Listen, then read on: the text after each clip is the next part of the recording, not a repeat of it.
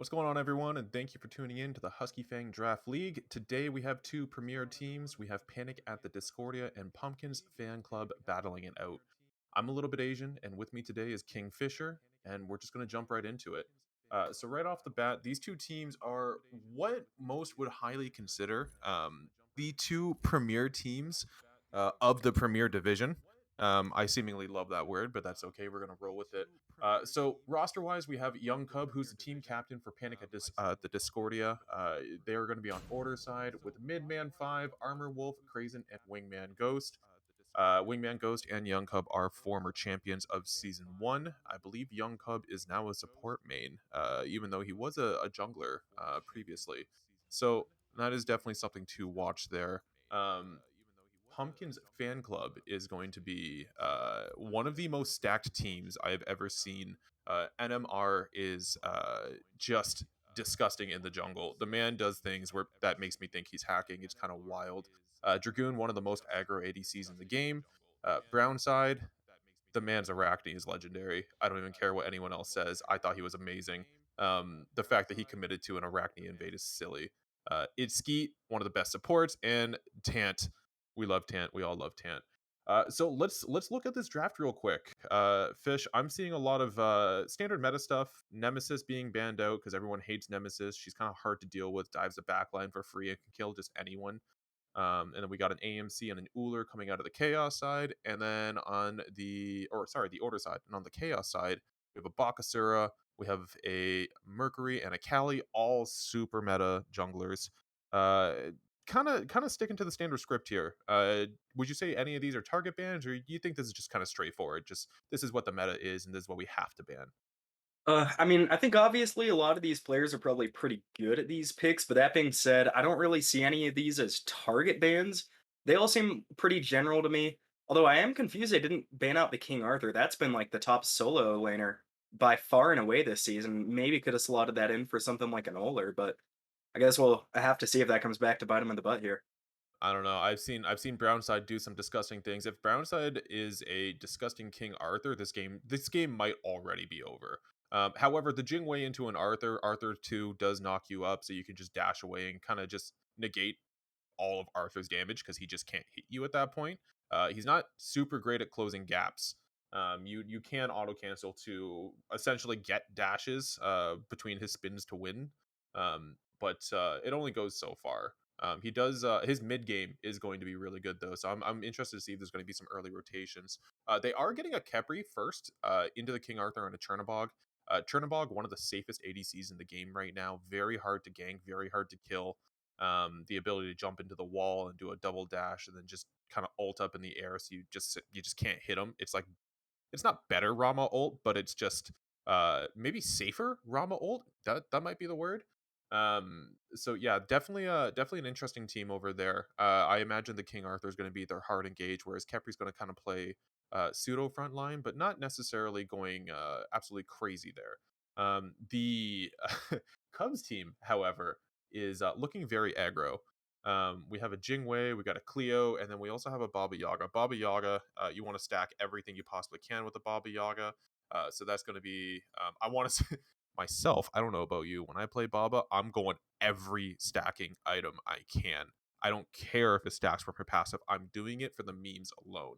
Um, but Baba damage is really hard to deal with. When she ults, she actually does Anubis levels of damage just from the ult itself.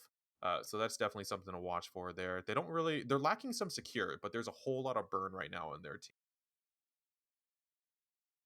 Yeah, definitely are lacking a little bit of secure on that order side, but luckily I think Baba Yaga ult gives you a little bit more than normal. But the Kukulkan on the other side here from Itsuki or whoever is going to be in the mid lane, that's going to be really, really hard to contend with. So order team going to have to be extremely careful about how they approach all these obstacles and neutral objectives.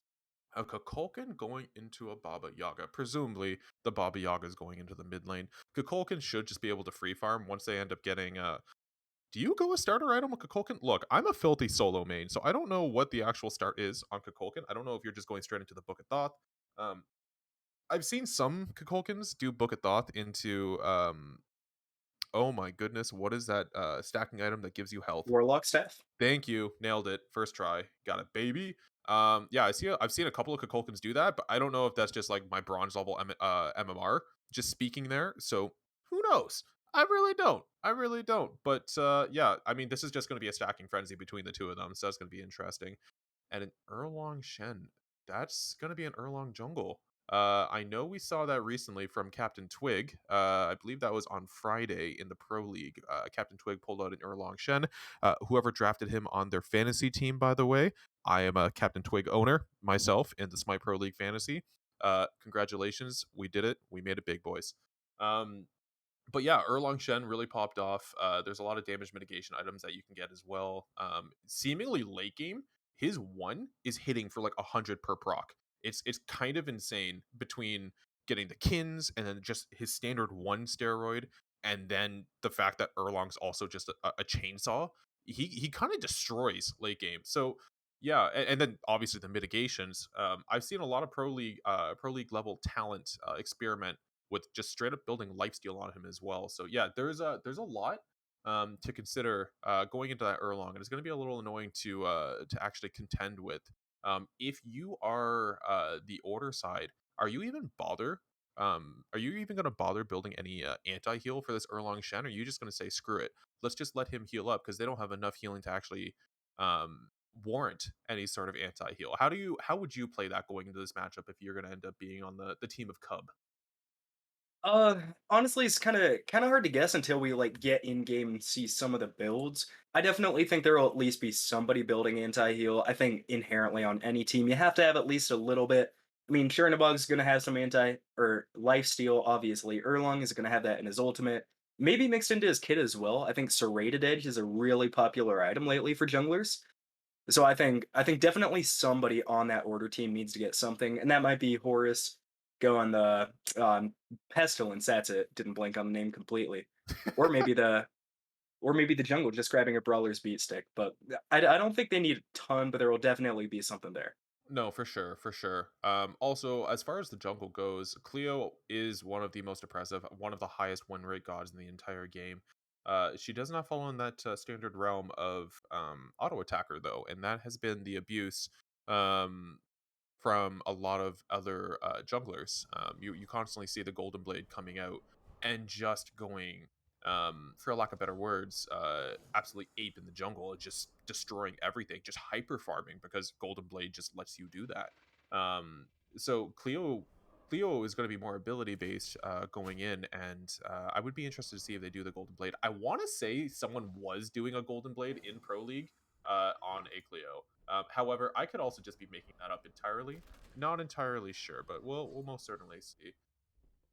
Yeah, definitely will. I wouldn't be too surprised if we saw a golden blade on the Kalina. I just think for the price it is, I think it's 2,000 gold before they nerf it in the next patch. But it's so cheap and just such a good early game item that I think it's really hard to ignore on any jungler. Okay, let's be real. Going into that next patch, I don't think they touched the damage numbers or anything, right? Like they didn't touch that. It was Not on golden blade, no. It's only the price. okay. So aside from the teams, real quick, 2,100 gold for Golden Blade going into the next patch. I really don't think that's actually that bad. Like if you're, let's say you're a solo laner and you're trying to get Golden Blade online. Whoa, Um, whoa, whoa! Hold up. It's 2,150, not just 2,150 2,100. Gotta get it right. Gotta get it right. Hey, broken. We 50, can't get it. 50 gold We matters. can't play it. We can't buy it now. It's just broken. It's 50 gold? No way. No way. Too much. Yeah, dude, No, that's but like 17 more seconds. God damn. realistically, what that's essentially doing is you're now having to stay instead of 4 waves, you have to stick for a fifth wave. Instead of doing like 2 or 3 rotations into the jungle and a couple of ganks, you now have to do like another rotation in the jungle to try and get some additional farm. So there is some minor implications on that, but quite frankly, the ability to hyper farm is too good to pass up. I don't think you're going to start seeing a lot more. Well, no, you probably will start seeing a lot more ability based because all the flat pen items did get buffed. Also percentage base, Titan's Bane, kinda nuts now. 55 power, I think it is now. That's a little cracked, man. That's a little cracked. So yeah, I'm gonna contradict everything I just said and say, yeah, maybe we are moving away from an auto attacker meta. It's gonna be interesting. I'm looking forward to that. Thank God I need it. But going into the game itself, do you see any kill lanes as far as individual lanes go right now? myself, I look at mid lane and I don't really see an immediate kill. Like this looks like it's just going to be a farm it up, and we just kind of see where we go from here. Yeah, I definitely don't think either of these junglers have a ton of kill pressure. I mean, Erlang isn't as mobile or not. I don't know. I don't know the right word for this one, but can't really engage as heavily without like a blink rune. So I'd say in that aspect, as long as these mid laners play safe, and I think Baba Yaga especially should be able to stay alive, I don't think there's going to be too many early kills. I mean, this also is the Premier League, so I'd expect to see the players here a lot more cautious than they normally would be. They know how good all these players are and how easily like the small mistakes can really be taken advantage of. Oh, and a blink rune on Khepri. That's something you don't see every day. Okay, so he's going to be the hard engage. One thing I do want to point out here, just for everyone who's viewing, just a moment ago, we heard a series of pings. That is a Cub special. Being a former Cub teammate from season 1 and world champion. It looks like we're just going into a pause right now, but Cub at the beginning of games likes to try and ping around the map. So does Soulless Whisper or Wingman Ghost. We typically would make smiley faces. Cub cannot make a smiley face because he's a console player. So he makes circles, but very, very poor circles. So anyone who's listening, that's the Cub counter matchup. Just circles. Just go in a circle. He can't chase you that fast. He just can't do it. So it looks like we're going to do a little bit of the older start on Panic at the Discordia. We see a lot of people or a lot of teams start red and then go speed, much like Pumpkin's Fanclub is doing right now. And then you end up hitting a back camp and you go to wave. Main reason being there's not a whole lot of reason, I guess, to actually go for wave pressure on level 1. There's no camps around you to really get other than, say, your back camps that you could have just got anyways. So kind of interesting to see the two different starts actually kind of play out there. But yeah, definitely unique seeing that actual live. Yeah, and I think it's kind of funny though. You talk about map pressure when you do go to lane before obviously the red to yellow. But now on the second wave here, we're seeing Pumpkin's Fanclub kind of have a little bit more pressure in mid lane. But maybe that's just because the Horus rotated. Either way though, Oh, it Baba absolutely Yaga is. just loses any aggression they had there in mid already. Mm-hmm. It seems like right now Soul Lane, they're kind of just trading blows, but it looks like they're just both going for wave. Dual Lane is also kind of just playing a little stagnant farm. Um, that, whew, there's a lot of damage being taken here. These guys just want to keep slapping each other in the face. It's, you ever see, there's this YouTube series. It's called Oh, dude. Slap Fight. Oh, wait, hold that thought. There's a Geb going down right now. Geb is going to go down to the first blood. Young Cub, RIP. And Midman's going to return the kill onto Brownside. Oh That was going to yeah, it's a be, that was a really sudden gank. Did not see that one coming. That pathing is really unique. Yeah, Midman, really hard to follow from everything I've seen out of him. Him and NMR are really, really similar in that regard. Um, but backtracking a little bit, Panic at the Discordia are going to end up getting the second kill. So more value going to be on that first blood. And Midman's trying to kill NMR. And he goes down. Oh my goodness, the Horus CC is just too much for NMR to actually handle there. Yeah, Panic at the Discordia definitely winning that series of trade. I mean, even before that last kill, using your support for the other team solo, you always got to lay to favor, but the Horus midman just making magic happen out of nowhere. And forget everything I said about a no-kill lane in mid earlier, yeah, already finds a jungler in NMR. So if you're Panic at the Discordia here, and I think midman in particular, you want to keep this aggression going. It looks like they're just going to opt to farm right now. They really did just kind of clean up the fact that they were down in gold originally because they lost that first blood. Pinning at the Discordia, though it's only 200 gold, they are back in the lead right now. So there's going to be a lot of opportunity to take those Scorpions. I believe Scorpions now spawn at 4 minutes. So I would like to see a lot of Scorpion pressure. Kind of see how Brownside ends up playing around this totem as well. He is poking this Cleo. This Cleo hates being touched, but he's like, no, no, no, no, no, no. I'm a Beyblade. He's just going in on that. Yeah, like a Beyblade, he did really let it rip there. And will be interesting to see. Ooh, now King Arthur might want to get aggressive, but I don't think gonna be able to touch Clean that close to her tower, especially with Horus around the corner. Midman does have his ult, the first one on the map, but doesn't use it there. Possibly had a pretty good gank onto that King Arthur. Oh, but now King Arthur's gonna lose all the lane pressure with that clean ultimate. So I'm gonna quickly ask that we check to see the builds real quick, which is just gonna be a key press. I believe it's gonna be number one at the top of the keyboard there. Oh, this Geb is Ooh. getting poked out again. There's gonna be a gank coming on through. Geb is going down to the Erlong Shen. Erlong. Oh, and here's a. Oh my God, Horus is coming back in. Horus wants to fight. He's gonna end up stunning. He's gonna look for the knock up in just a second, but he's gonna get pulled out by the Erlong Shen ultimate. And Horus has to disengage, but Jingwei wants this fight. She's going back in, getting knocked up by herself, self CC, and there's a blink coming out of the Horus. Horus is going to try and escape using his own dash, and they are going to kind of get nothing out of that additional gank. But the pressure was shown, and we are now back to a dead even game. 50 gold pretty much separating the board right now. Cub is being treated as a jungle buff, more or less. So that's a little unfortunate, but of all people to kind of go down, your support being the one who does go down is not the worst thing in the world. Um, let's see here. Looks like we're gonna have Baba Yaga maxing her one as well first. I see people sometimes also go for the potions. I think the one is obviously the play. I personally I don't like Baba because of the inconsistency between her one and how everything constantly is changing. I apparently can't think hard enough for that, so that's unfortunate. Ooh. Now Horus misses the dash. It's a little surprising seeing that aggression out of NMR there in the 1v2, maybe guessing Panic at the Discordia, no real kill pressure there. And I was gonna comment earlier, Armor Wolf actually did use their beads on that gank in duo, seemingly on nothing. Maybe I just missed it. But if I'm Pumpkin's fan club here, I'm looking to gank that lane pretty soon after this. Jingwei already one of the safest hunters, but now that her beads are down, that makes her a little bit easier to kill for probably the first time in a while. There we go. It's going to be interesting to see the builds once we get to that point. I do want to see if this Cleo is going to end up going for the double stacking that we end up seeing in a lot of assassin solo laners. So what a lot of people have been doing is going into a Soul Eater Transcendence. The Transcendence is just going to help with your base damage, or your scaling rather, to get more damage out of your abilities itself. So the Soul Eater, if you drop a Cleo ult on a wave, you will full heal. Um, it's kind of crazy how that does work. They're gonna end up trading blows right now, but we're gonna end up going back to the Cub. Cub is gonna just try and tag this wave in mid lane, get a little bit of farm, and try and just catch back up. He's gonna end up opting to max his shield first, just to get any of the cleanses.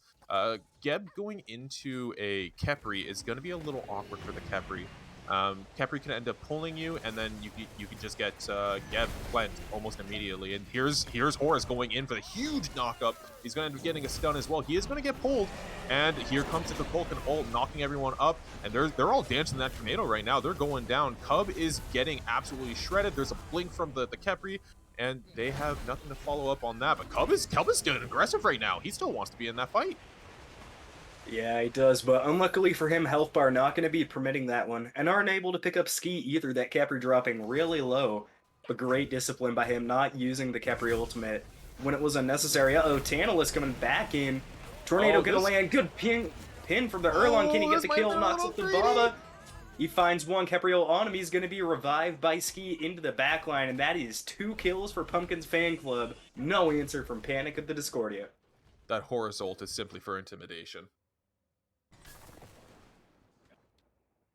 So let's kind of go over what all just. Oh, before we do that, that is unfortunate. Okay, Ooh. so I guess Jing Wei into an Erlong Shen is no longer a really hard counter matchup, because Jing Wei used to be able to jump away from the turtle from Erlong Shen. So what we ended up seeing there from NMR is really, I'm going to pin you, then I'm going to turtle you, and I'm going to auto in between each ability, and I should kill you by doing that. However, turtle doesn't hurt anymore. Like, quite literally does not hurt minions, does not hurt gods. You just get a shield out of it.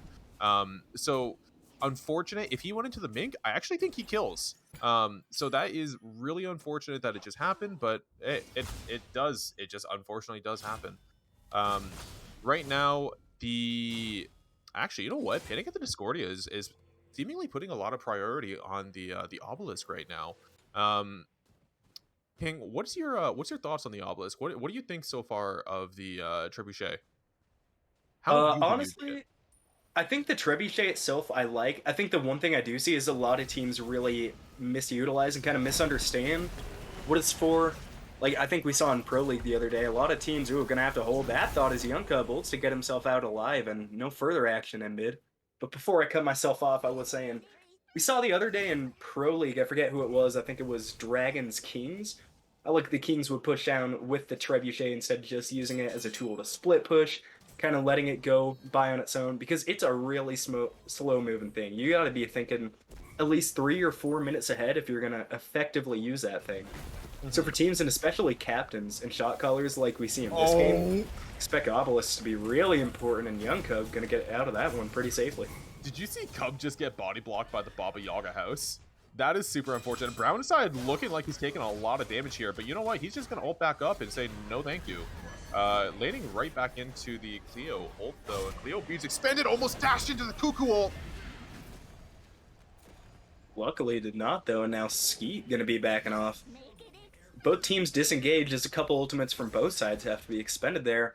But uh-oh, it's a jungler still wanting a fight. Midman still in there, not gonna land the dash. I believe it's beads out by NMR maybe? Look how And yeah. big that Geb shield Ooh. is already. That is insane. You see that on the horse? It was like half his health bar. It was just a Geb shield now. That's wild. We got a Ooh, boxing the match going on ADC over here. solo. I Ooh, I lose think all these Jingwei boxing takes matches. this one. No, Armor Wolf, no. Oh, Oh, do it. I thought Do it. they Do were it. gonna Do use it. the Do it. ultimate there. Oh, this might be greedy. Can he Oh, steal purple still? I don't know. I think he could, but it might be a I think he's little too low greedy. health, Yeah, especially you with know this what? Kepler coming over. I'm Yeah, really surprised Armor Wolf didn't use the ultimate there. That seemed like an easy kill on the Chernabog, but maybe just caution always beats aggression in my book, so at for least sure, for didn't sure. overextend to die. The Chernabog, I think, was actually trying to play around that as well. You do have a like half a second before the Jing Wei does end up ulting, where you can actually see she's charging up for it, and he still had his dash, so he could have just easily dashed into a wall and then dashed behind her, and then got off a couple of autos and won the trade. So there, I think Dragoon was playing for that one. I'm almost positive on that. And if he got that kill, that man would not have stopped giggling. And we could not have Dragoon giggles. Once he giggles, the game's over. We've already lost. Dragon Giggles can be dangerous. They're OP. When, I'm telling you, they're simply no, OP. they definitely are, and now we see Kukulkan did not immediately rush into that Book of Thoth, but did pick it up second, and both mid laners going for the Thoth into Warlock Staff. Is it going to be the stacking meta again? Is that what we're seeing here? Oh, it very well might be Shades of season. What was that? Season 6, I want to say, where no one could die. No. Um, Oh, I thought it was later than that. I thought it was like season 8. oh, it might have been actually. Look, man, everything's one big blur, one big old smite clump of just bleh. Um, wow, Crazen is just absolutely winning this trade right now. I mean, Brownside's gonna have to fight into the minions. Armor Wolf solos Dragoon. Put that on the There's a resume solo armor. kill. Whoo! That does not happen very often. That does not happen very often. Put it Finally on the did resume. find it. And yeah, hard to kill Krazen with that Soul Eater. A lot of extra sustain. The dash away from the pin, though. Cleanest There is should still find an it out of Erlang this ult. one alive. Maybe not. Can they get to a wall? No, they cannot. The ultimate from Horus is going to be too late. I don't think they're going to be able to lock down NMR either. Big taunt comes out. Oh, Kepriel is going to go on to the Erlang. Erlang aggressing now, gets a heal from the Nine Tyrant's Blessing, and the Horus will fall to Brownside. Brownside's first kill of the match, and Pumpkin's fan club up 7 kills to 3 already. Now, last time I watched Pumpkin's fan club kind of duke it out, Skeet had pulled out an Athena in game one. They were playing against you get Diffed, I believe it was. And he pulled out an Athena. My man ended up getting, I want to say it was a triple kill, and he damn near had a quadra. Um, yeah, I he I mean, we brought him in for interviews after the fact, and he was kind of just like, I mean, it just happened. I don't know what was really going on, but like, oh, I'm a believer. Okay, I'm buying stock on it Skeet. If not for the fact that I had Dragoon on my fantasy team, I would have had Skeet for sure. I would have had Skeet. It's wild, man. They have so much talent on that team. Scorpion going down right now to Panic at the Discordia. That's some really good decision making there. I think the Scorpions are super slept on. Um, even Pumpkin's fan club, they could have opted to just drop the Pyromancer and go for their Scorpion. The Scorpions really aren't that tanky anymore, man. You can take it with 2 people real easy. Yeah, it definitely could. And the Scorpions are really important. I believe they do still give the boosted buffs, right? Oh, they absolutely do. Yeah, All those yeah, they do. diamonds on the order side, those are gonna be the boosted buffs there. Real quick, looking at builds, this King Arthur is going into 3 physical defense items right now. He is not gonna end up respecting the Baba Yaga damage. However, he hasn't really seen the Baba Yaga blink in from the King Arthur. He's going in. He wants this fight. Yeah, and it is going to be a big blink in, followed up by a big root from the Erlong Shen getting aggressive now. Brownside falling Horse ult really coming in. low. Ew, and that is why you build magic defense. Saved by the Khepri, though, not for long. Brownside gonna fall. Young Cub gets a knockback. Kill credit over to Wingman Ghost, but the other two from the Chaos side are gonna walk away. I think, yeah, like you said, I don't know if he needs to build a ton of magic defense, because honestly, I think even if he dives at Baba, she's just immediately gonna be turning and running. So I do like the physical defense call. Yeah, I can see that. I can see that. Maybe just build one Shoguns and then you're or not Shoguns, a Genjis and you're on your way. Or even if you opt to go for an Onis just to get the mitigations, that seems to be very popular right now. Mitigation builds were really popular in the solo lane for Pro League today. So I can see that kind of making its way through. Actually, you know what? Scratch that. He just ended up. I don't know if you saw that, but he just sold his T1 breastplate and is now building magical defense. And Maybe Gavin they're watching the stream, just wanted to spot us. That's why everybody loves supports. Uh, okay. That's the equivalent to a support kiss right there. He just walked up to him and was like, "You know what? You're a good-looking crab," and just kissed him. I love that. Holding wave like a good support too. Cub, what a good guy, honestly. Jing Wei is about to get absolutely ganked. They're opting not to do it anymore. Are they just gonna walk to the red buff and kill this Baba instead? There is a little bit of a fight. We got a 3 versus 2 right now.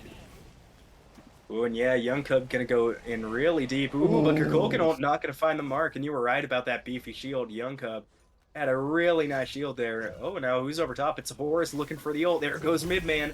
Gonna get grabbed by the Khepri before he does anything. Beats it out. Knock up onto the Kukulkan, and the Lizard should fall. Trying to fall into the tower. Can they make it? Oh, and an ultimate from Khepri just to secure their escape. No deaths from either side, but not over yet. This can be a Chernoboggle in, and Dragoon is joining the fight. Now both teams might be looking towards this Golden Fury. Can Or we maybe just a point little out? bit too congested. Can we just point out that Armor Wolf saw that Chernobog was ulting on them and then said screw it and then dropped their wind gust under themselves so they both got CC'd? Like Yeah, very little smart things move like from that. Armor I Wolf. love that. I love seeing stuff like that so much. That was really smart. They're just trying to burn this Gold Fury right now. Kepri's gonna kind of contribute to the to the whole ordeal right now. Are they gonna try and steal this? Oh boy, Ooh, this it's is a gonna be coin a flip. close one, and they do steal it. Oh Yeah, no! now it's gonna be a massive engage. Uh-oh, there they go. Wingman finds one, Wingman finds two. They're chasing down the rest. Tantalus might be found here. No escape or lead from the Kukulkan, but one tornado can dispel all 4 members. Wow, Now, they both get away alive. I'm not gonna name names. I'm not gonna single anyone out. But I was told at one point in time, because I drafted Wingman Ghost as my mid laner on my fantasy team for the Husky Fang Draft League, and I was told, Oh, so you're really? biased. Okay, Oh okay. yeah, I got a little bit. You know Yeah, what? yeah. I've played with this guy, and look, man, he was the best ADC when he was playing ADC in season 1. He was the best support when he was playing support in season 1. Hold that thought. This King Arthur wants this fight right now, but he's taking a lot of damage for this. He wants. Wow, and the knockup. Yeah, Ooh. honestly, Armor, you deserve that one. I'm not. Yeah, Brownside, that is not enough physical defense. If only he still had that tier 1 Fizz breastplate, definitely would have survived that, but the Genji's guard now. So some CDR for the King Arthur, that also might have made a difference there, but nevertheless now Pumpkin's fan club at a bit of a disadvantage on this left-hand side. See, I think Panic at the Discordia is playing this whole King Arthur matchup really, really well. You never really want to die as a King Arthur, because once that happens, you kind of get reverse snowballed. It's really, really hard to come back after dying early as a King Arthur. It is one of the most difficult things. You might as well be shocked at that point. Oh, and we got a Horus ult coming in right now. This Chernobog is looking kind of tasty. He's a little bit of a snack, but he might just counter ult this right now, and there it is. He does, and yep, ulting over to the Kleena, might be able to turn this around with Brownside. But no, Kleena's just gonna walk through the wall. Yeah, that's kind of something she could do, but uh-oh. 5 members coming through, it's gonna be a pin from the Erlong. Kleena now just got out of the wall, can't go back in for a little. Ooh, But this is a dashes away, and pyromancer if this you might be a want it. pyromancer, yeah, for Pumpkin's fan club. All the rest Absolutely. of Panic at the Discordia is still stuck over there on the left-hand side. You got a pyromancer and you got a scorpion up. Like, yeah, you guys can absolutely do this. Burn that scorpion. You're on your way. It's going to be a one man effort on that scorpion, but they're going to do it. Oh, you just wait. It's going to happen. Okay. Anyways, backtracking a little bit there. So I picked up Wingman Ghost, and I was told, I don't know if that's necessarily going to be the pick there. And I thought, you know what? No, I know this man is cracked. I know he's a damn good mid laner. I'm about this. I don't care that there's all these other mid laners in the Premier Division. He's gonna pop off. He's 3-1 right now, and yeah, Tant is also 3-0. I get that, but look, they're both holding their own, and I need that little win. I need that little win because I'm gonna die on this hill. Wingman was the pick. I will die on that hill. I'm gonna be stubborn as hell about it. Yeah, definitely gotta defend your picks, especially fantasy. I can't wait till fantasy football starts back up. I'm gonna just absolutely troll the entire league. Man, I wish I was a fantasy football guy. Like, just in football in general, there's too many things going on in football, and it just never clicked with me. Ooh, is that Basketball. an E-staff from Kukulkan? Oh, basketball's gross. Don't even get me started Oh, on I that. love But basketball. I love basketball. I'm all about that, man. I mean, I do live in Colorado, so the Avs being in the Stanley Cup right now is pretty exciting for my sports world. Not gonna lie. Ice. Oh no. Now, I think this kind of raises the question: where did these teams go? There's no major objectives on the map except for fire. Quite Colorado. honestly, I don't think either team are ready for it. Oh, but Trebuchet pushing in mid for Panic at the Discordia. Oh no, Now, we if, have a if I'm party. an if I'm an order side fan here, I want to see them grouping up in mid. But Armor Wolf struggling to get out, ults away, back into the safety of the tier 1 tower. They're not going to chase any further. Yeah, if I'm on Panic at Discordia, I have 5-man grouping on that catapult and getting that tier 1 in mid. But it's going to be a dive onto Armor Wolf, losing lots of health. Oh, Geb he shield missed and the ult. beads. A little miscommunication. Enimar is going to die for his transgressions. Now the Chernabog with nowhere to go, ults over to the Kleena, finds it into a wall and is going to be able to get away. Kleena now has stepped too far, dropping so low. Wow, and it's going to be the Spirit of the Nine Winds for Kukulkan to clean it up. And a 4-man horizontal. They're here. Wingman goes, finds the first up into the Witch's Hut. Can they find the backup kill? They're looking for its ski. Are they going to find it? Drops, Scarab's Blessing extremely early. Now, Tantalus might have stepped up too far, but no, is able to get away. Young Cub blinking in. Knocked up by the King Arthur, finds one in return. They're still looking for this King Arthur. Surely they disengage. Ooh, This is a Gold Fury it's now. gonna be You could do a should Gold be a Fury. Gold You could Fury, do yeah. yeah, or a Fire Shot. You can And simply beats just from the take Arthur the tower. will keep him alive too. Yeah, there you go. Take the tower, go over to Gold Fury, and easy win. Take the small wins. We like the small wins. Easy dubs, easy dubs.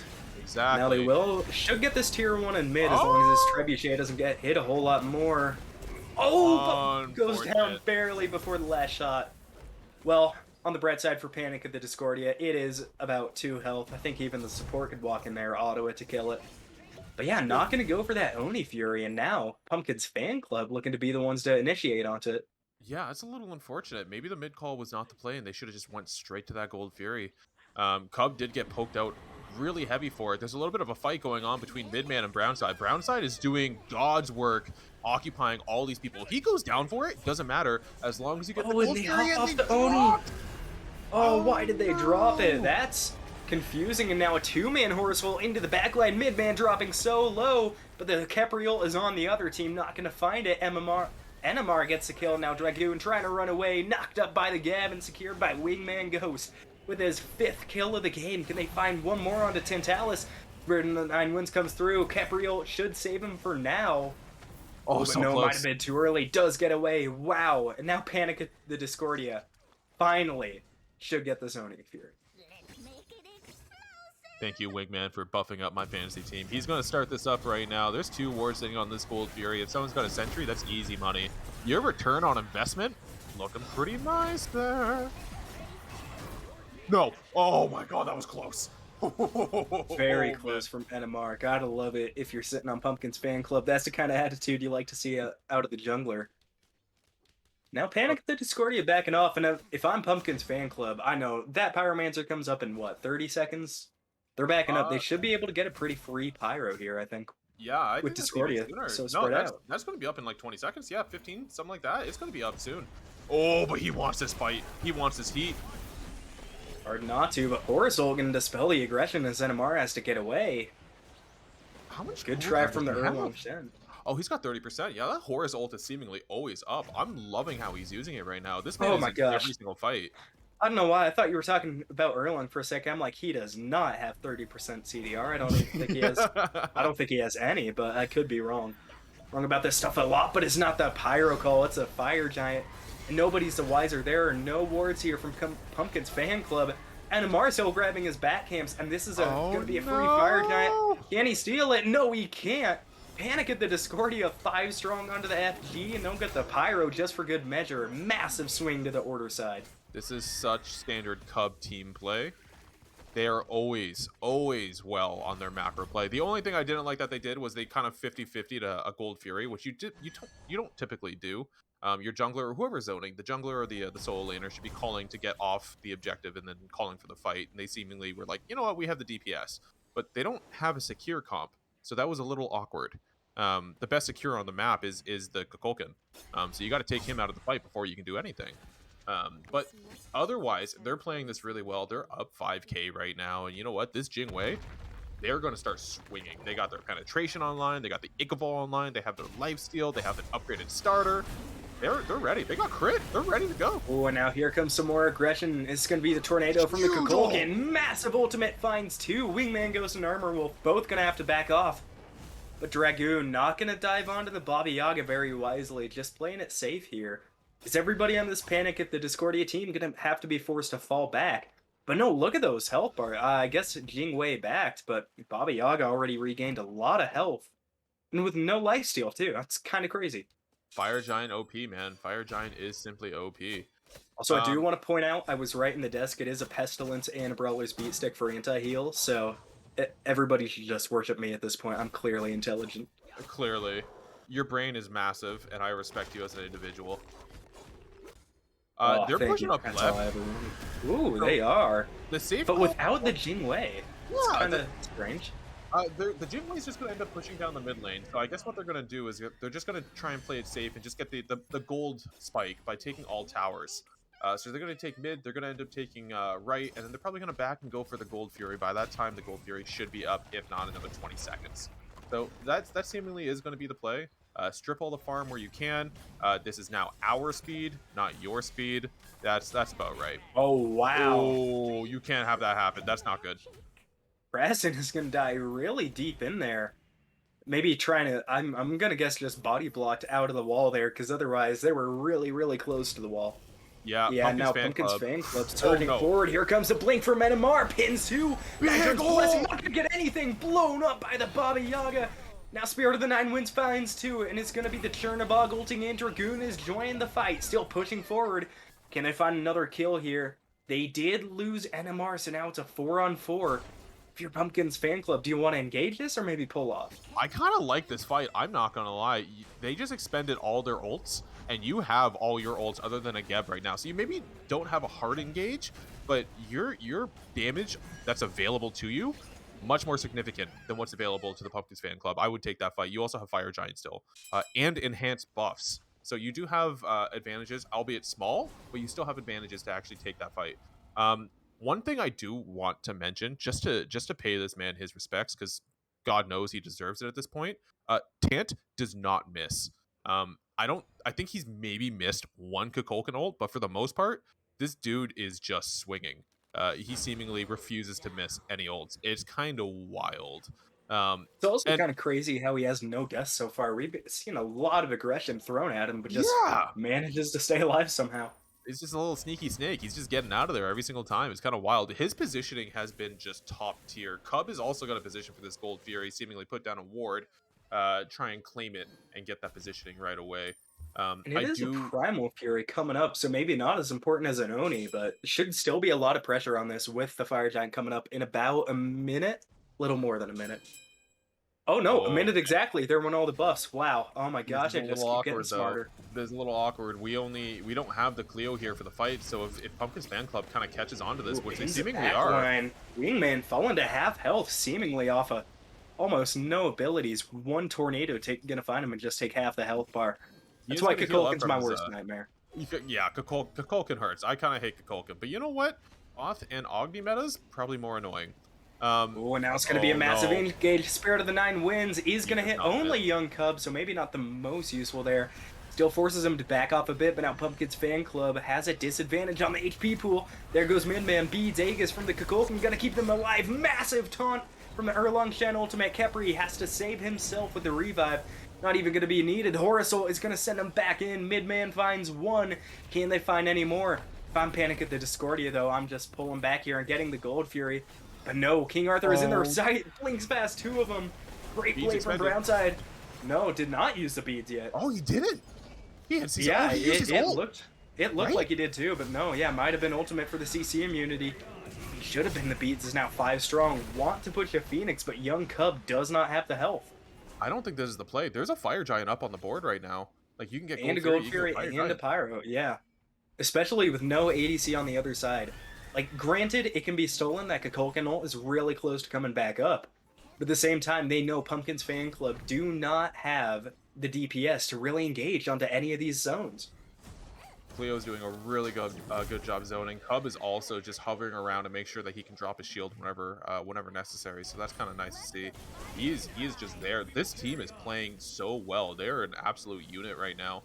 Um, they seemingly have their position down pat. Yeah, now if I'm Pumpkin's Fan Club, you just knew the entire team back. If I'm them, I would just go straight to the Pyro. I think Fire Giant's a bit risky with how far back the Chernobyl is, but they're going to try it. They do have a Gonna have Vulcan to put ult to up secure.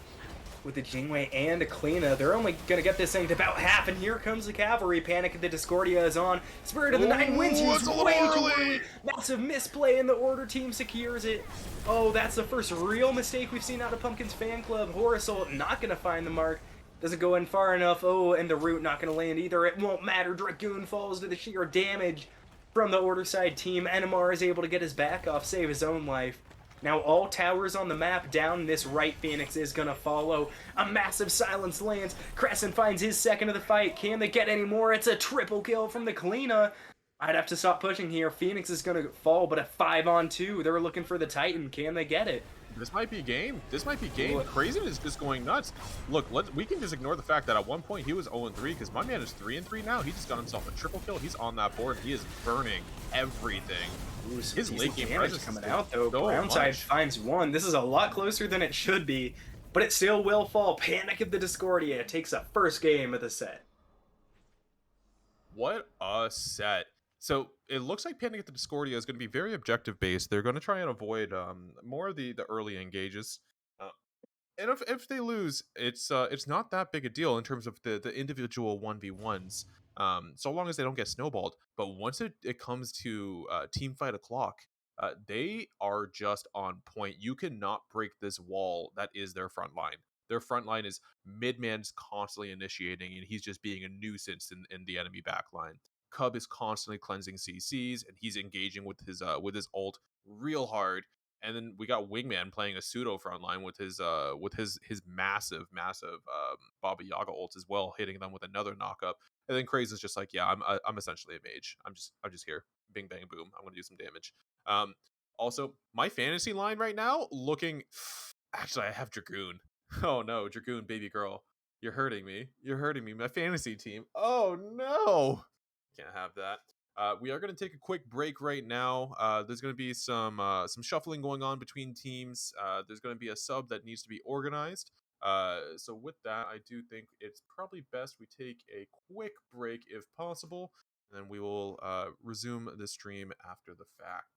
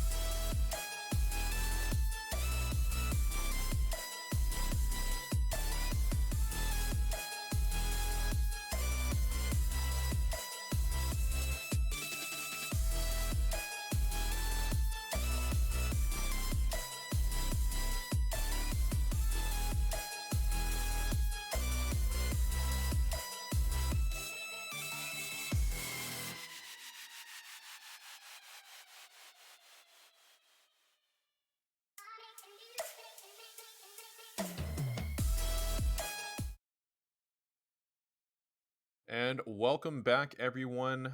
We had to organize a sub over for the Panic at the Discordia. So out goes Wingman Ghost. In comes Chubby Ostrich. Um, the name value that we have right now in this league is kind of absurd. Yeah, loving the names, loving the names. Looking at the bands again, real quick, we just got a lot of standard stuff. They are putting some respect on the Clio. That is going to be the Pumpkins fan club is putting respect on the Clio's name. Rightfully so. That triple kill at the end of the game not only swung the game, and it was a large influence, but it was most certainly annoying. I can only imagine. The amount of damage and sustain that Clio can pull out was just maybe a little too much to have to deal with. So Kali coming out, Mercury, arguably the best jungle in the game right now, AMC, Bakasura, and Nemesis. Fish, I think you and I can agree, these are very standard bans, yeah? Yeah, so literally the exact same thing last game, except for it was an Oler instead of the Kleena. So yeah, I don't think anything too surprising here, and the high Jingwei knock lock in again, but it is going to be for the other team this time. Okay. So Jingwei, Dragoon on Jingwei, where how do I how do I phrase this one without it sounding bad? I think Dragoon is one of the best aggro ADCs I've ever seen. However, that's not his only play style. I mean, it seemingly is his preferred. Dragoon wants to demoralize. He wants to spit on your forehead and then giggle while he walks away. But like, not even a maniacal cackle. It's just like a teehee. Like this guy wants to destroy you mentally. But he's so nice about it. The only thing he'll ever say to you in comms is "bruh." Um, but Dragoon going onto the Jing Wei doesn't necessarily seem like it fits the play style. Like you would typically see him on like an Uller or like an on her or God, just anything that wants to kill. So I'm interested to see how this Jing Wei plays. Like if he can just sit there and play a farming simulator, seemingly study some agriculture, he's gonna have a good time. Jing Wei really hard to deal with. Come late game, just impossible. She hits so unbelievably hard right now. Kukulkan coming back out as well. I have a strange feeling Tant just really likes Kukulkan. Thoughts? Yeah, I mean, definitely probably does like Kukulkan, given the fact that he's played it twice in a row. I think more than that, though, Kukulkan, not really the god I would think of when I really think about mid meta. So, kind of surprising they're pulling out the Kukulkan over something like the E set or the New Law that we've really seen thrive in this last meta. I do like the idea of the Kukulkan. I think he played it really well. The Pumpkins fan club were really pulling the enemy team into just these really awkward corridors, all those little alleyways that are along the map by the Gold Fury and then by the Fire Giant. Um, the they were all being pulled in there, and it's just one straight line for a Kukulkan. It's really hard to miss when everyone's lined up for you. So I can kind of see why they would do that. Yeah, I thought there was huge value out of the Kukulkan. A lot of damage was being pumped out. You were just doing Kukulkan things, and he was able to double stack really easy. I hate the idea of double stacking. I think it's stupid. I get why you would. I get why he did it, and he wasn't punished for it. So if you weren't punished for it, do it again. Screw it. One thing I did want to point out though, the Achilles. Right now, from my experimenting, I have found that Achilles seemingly struggles to clear the wave. Just like has a hard time clearing the first few waves until they get a power item online. It's pretty awkward. Um, especially since like Achilles prior to the 9.5 uh was just level 2. He can 100% kill someone like full health bar. He will just kill you with the auto weaves, and then his 2, and I mean his 3, and then and stunning, and then an auto weave again. Like he would just 100% kill anyone. It didn't matter. um but now you're taking a lot of minion poke because you can't full clear that easily. Um, and then the enemy god, you can't just 100% them at level 2, so it's really awkward. Um, Going into an Osiris, actually, I don't know. Surely that's an Osiris solo. I do like Kama solo as well. Kama solo with Golden Blade really obnoxious. He just you can't you can't compete with this clear. It's just too much. Um, so you have about 3 minutes where you can fight Kama, and then it's just kind of like, okay, he's just on farm mode now. Um, Interesting drafts. Interesting drafts. Not a lot of CC between Osiris and Camazot. It's like, yeah, you do have the root that's about 0.5 seconds on the Osiris ult. and then you also have the stun and then the slows. But the stun is very conditional. You're assuming that they can't just seemingly dash away from you. And then the slows, I mean, yeah, you also have a Kama slows being one of the worst CCs in the game. Still valuable, but not necessarily going to turn a team fight in terms of a hard CC. Uh, so my rule of thumb whenever I pick Kama is like I like there to be a lot of CC because Kama doesn't really bring any. He just brings a lot of damage. Um, so that's definitely an interesting pick. I imagine it's it's making Pumpkin's fan club really consider what they want to do here because Kama just gets to dive your backline for free. Yeah, definitely be interesting to look at. And I think you also got to think into the Achilles, which of these gods would really be better suited for solo lane? Because I don't think there's any denying while they're both pretty low CC, they're both really good at solo and jungle. So it'll be really interesting to see these lane matchups and kind of where they decide to take them. I personally, going into an Achilles, really like the idea of going into the Kamazots. He just can't ever ult you. He can't ever stun you. As long as you play around the Achilles one, you can just jump it because it's a really long wind up animation. So you can just jump that, sustain by hitting him or hitting the wave, and then you can trade back into him. If he tries to ult you, you just counter ult. The only thing that's awkward is Achilles ult is on a shorter cooldown, and Achilles one is on a shorter cooldown than your jump. I believe it's about a 4 second difference between the jump and the Achilles one. So that's the only awkward part, but you build pretty much full cooldown anyways. So I don't know. It's interesting. It's just I don't know how I feel about the Tsukiyomi pick though. That's interesting. Okay. Fish, where do you land on Suki? How do you think he plays in this meta right now? Well, I got to preface it that I really do like Tsukiyomi as a god. In this meta, though, I don't know. I'm not particularly fond of him, but at the same time, there have already been so many junglers banned out. And who knows? Maybe it's a comfort thing for NMR, and I do think we have to give NMR the benefit of the doubt. He is one of the most insane junglers in the league. I think if 100%. anyone can make the Tsukiyomi looks good, it's definitely NMR. Yes, absolutely, absolutely. I know Tsukiyomi did I want to say he ended up catching another nerf in the 9.5 why Kumba hands so big. You know what they say about big hands. So I'm pretty sure Big Tsukiyomi gloves. um, did receive a nerf in the most recent patch. I'm pretty sure it was just like the bonus patch or something like that. I can't remember what it was, but I did know this man just constantly gets nerfed. There was a point where Tsukiyomi was just insane and impossible to deal with. But as far as just straight up damage dealers and diving the backline junglers go, I feel as though there's better options. And then trying to do that into a Zeus is an impossible task. Zeus will just drop ult on his feet when you ult him, and then you're gonna have a bad time. Like it's going to suck. So there is that. I see the strategy coming out of Panic at the Discordia. I see what they're thinking, especially with the Kepri pick. I really dig it. I'm feeling it. I'm picking up what they're putting down. My only concern is their lack of CC. There is a whole bevy of slows. There's not a lot of hard CC on that comp, so it's a little awkward. Um, Maybe not necessarily a team fighting comp like they're seemingly trying to play around. Whereas, I mean, Pumpkin's fan club is just set for a team fight. I don't know. It's definitely going to be interesting, especially Kumba. If Kumba can actually get full CC online, Kumba is an absolute menace late game. It's just he's got arguably one of the worst passes in the entirety of the game. Like if you gave Kumba Karna a Kabrakan passive, I think he suddenly becomes really good. Um, to be fair, Kabrakan's probably got one of the best passives as a Guardian as well. Um, yeah, definitely interesting though. Let's go over kill lanes. Where do you see a kill lane, if any?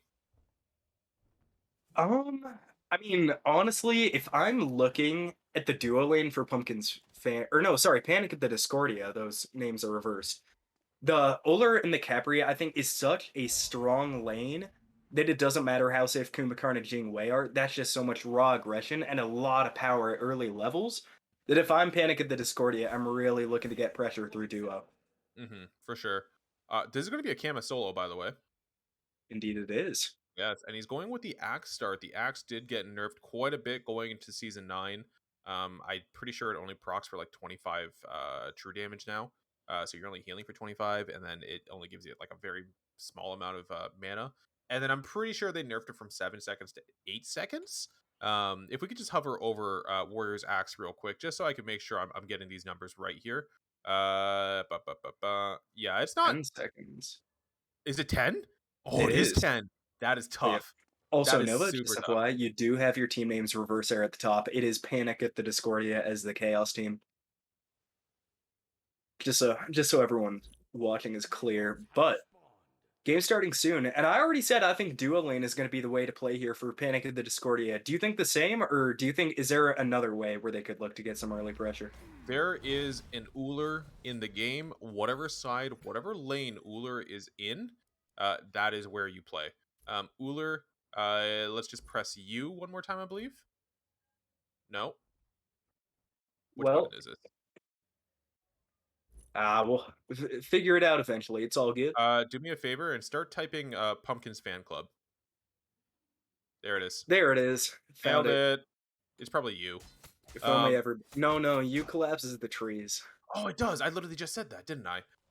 Indeed, you did. Yep, there's a Oh famous boy. U button. Now we I do felt so see confident this. about that. We do see this start again. Uh oh, now the mini map's messed up. What the heck is going on? What did you do, Agent? Oh no, we're good. The Everything's wrong good. buttons. Hey, Nah, we're it's all live, good. laugh, and loving. I see the mini map. We're good. We're good. Um, No, no, I know. There's just no icons on it. oh, there it is. We're good. Everything's Gucci. No need to fret. We're all happy. And there's a kill right away. Oh, Oh my NMR goodness. gets Ostrich, is seemingly in mid lane, I would assume. Down goes Ostrich. That is unfortunate. That's not what you want to see right away. And oh my goodness, we are getting poked out real hard right now.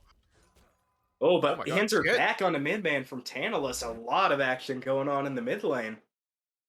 That is seemingly wild. Okay, so that's not what you want to see for an Osiris right away. I mean, you pick the Osiris because you're going to be an early game bully. So that's really really unfortunate, especially with going into the Mannequin Scepter. That is good for like 10 levels ish, maybe. That's actually a bit of a stretch, and then it kind of just sucks. So little unfortunate that that's just gone down, and you've now fed Pumpkin's fan club 2 kills. But you know what? You can still recover from this. You're only down 1,000 gold right now. It's 2 minutes, but that's okay. Worst things could possibly happen. And we're gonna have a Mez coming out onto the Uller. Tsukiyomi's here too. Oh my god, he wants his heat. Yeah, now gonna kind of be forced to limp away here as duo lane. We did say we thought it was going to be the Uller to have a lot of pressure first, but the presence of that Tsukiyomi kind of out damaging them here. And NMR still lurking kind of close, going to go up to try and grab a purple invade, and doesn't look to be contested by anyone.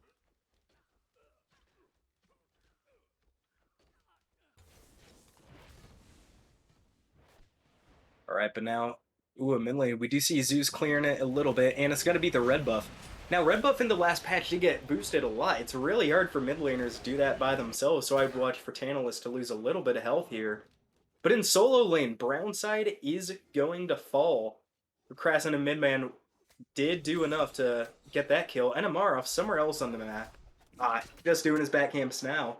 So Panic at the Discordia, so far their solo lane, I don't know, I think looking a little bit stronger, although they do only have about a half level lead from that Camazotz to the Achilles. Camazotz is really hard to deal with. The Warrior's Axe Camazotz is also kind of obnoxious as well. The Achilles opting to go with the teleport instead of the beads. Probably not the worst thing in the world, given how little CC Panic at the Discordia has. I actually do really like the beads pickup there, or the teleport pickup. But yeah, just really hard to deal with a Camazotz. Camazotz can just keep autoing the wave, and he can just drop his 2, and he can just heal through the wave. He can jump and then heal again. He's got so much sustain, and all you can do as an Achilles is seemingly just try and damage him again. It's like trying to deal with a Hades in lane, where it's like, okay, I just got to let him use his heal, and then I can finally damage him. But like, he never stops healing. Yeah, it definitely does never stop healing. Looking at the builds too, this Kama looks like he's building into Transcendence early. I'm kind of used to seeing Camazotz go into Soul Eater sometimes if they do want a little bit of extra sustain. And now finally, though, they're going to find that first kill, and it's an ultimate from Zeus. And Amara's gonna shoot off his little moon lasers also, but not gonna save him that time as 2 kills go over to Panic at the Discordia. The cutest ostrich coming in, getting the kill there. Oh boy, we love us a chubby ostrich. Love to see it. Yeah, see, even the Camazot can just quick clear right now. It's really not even that big a deal for him. Um, the Transcendence gonna be really nice though. Kama is a little mana hungry because I mean you're just spamming abilities left, right, and center. So it kind of makes sense. I would be interested to see if they're gonna go with Soul Leader next, or they're just gonna opt to do what the whole end of season 8 thing was, where it's just like, you know what, we don't need to build lifesteal. Kama already has a lot anyway, so who cares? But Yeah, all lifesteal team, Kim always a hot topic. But now, I I'm not oh above it. I sorry, go actually ahead. like it. I actually like lifesteal camo. But I I do can as well. see at one certain point. Oh god, yeah. Ooh, There's a counter roll. bat into the skies. That's not gonna do much, Joe. Kama just needs to run away, but not gonna have any Achilles ult out of Brown side. Maybe a little bit of a missed opportunity, but can't judge too harshly on the solo laner's there. Perfectly content to just walk away, and now NMR able to find a big stun. This is what gets you in trouble. Battling with Ooh, Osiris! What an ultimate from the Kukulkan! Oh, and it's going to be a what? Capriel also just to secure it. Osiris has to use the Lord of the Afterlife to get away. Now it's a re-engage onto Young Cub. Foolish support Oh trying to no. help Jungle. How dare he might pay the ultimate price. Achilles execute, will find the mark. Now another ultimate from NMR trying to get in. Zeus ultimate though will dissuade them and both teams walk away with kills even at 3. Did you see that entourage Cub had? It's like the Discord all over again when Cub posted a picture of himself. Holy dude. I Um, missed that? you No. missed that, Oh dude. my gosh, I had to. Let me tell you, That's just like actually Vert, he's a depressing. little cutie. He's a little cutie. Dude, I've never Um, seen Vert either. Vert's definitely a little cutie. Vert's my baby though. Don't touch Vert. He's mine. Um, and No so is Cub, promises. and so is Solus. And I mean, I technically had a Smite wife at 1.2. She was really the team wife.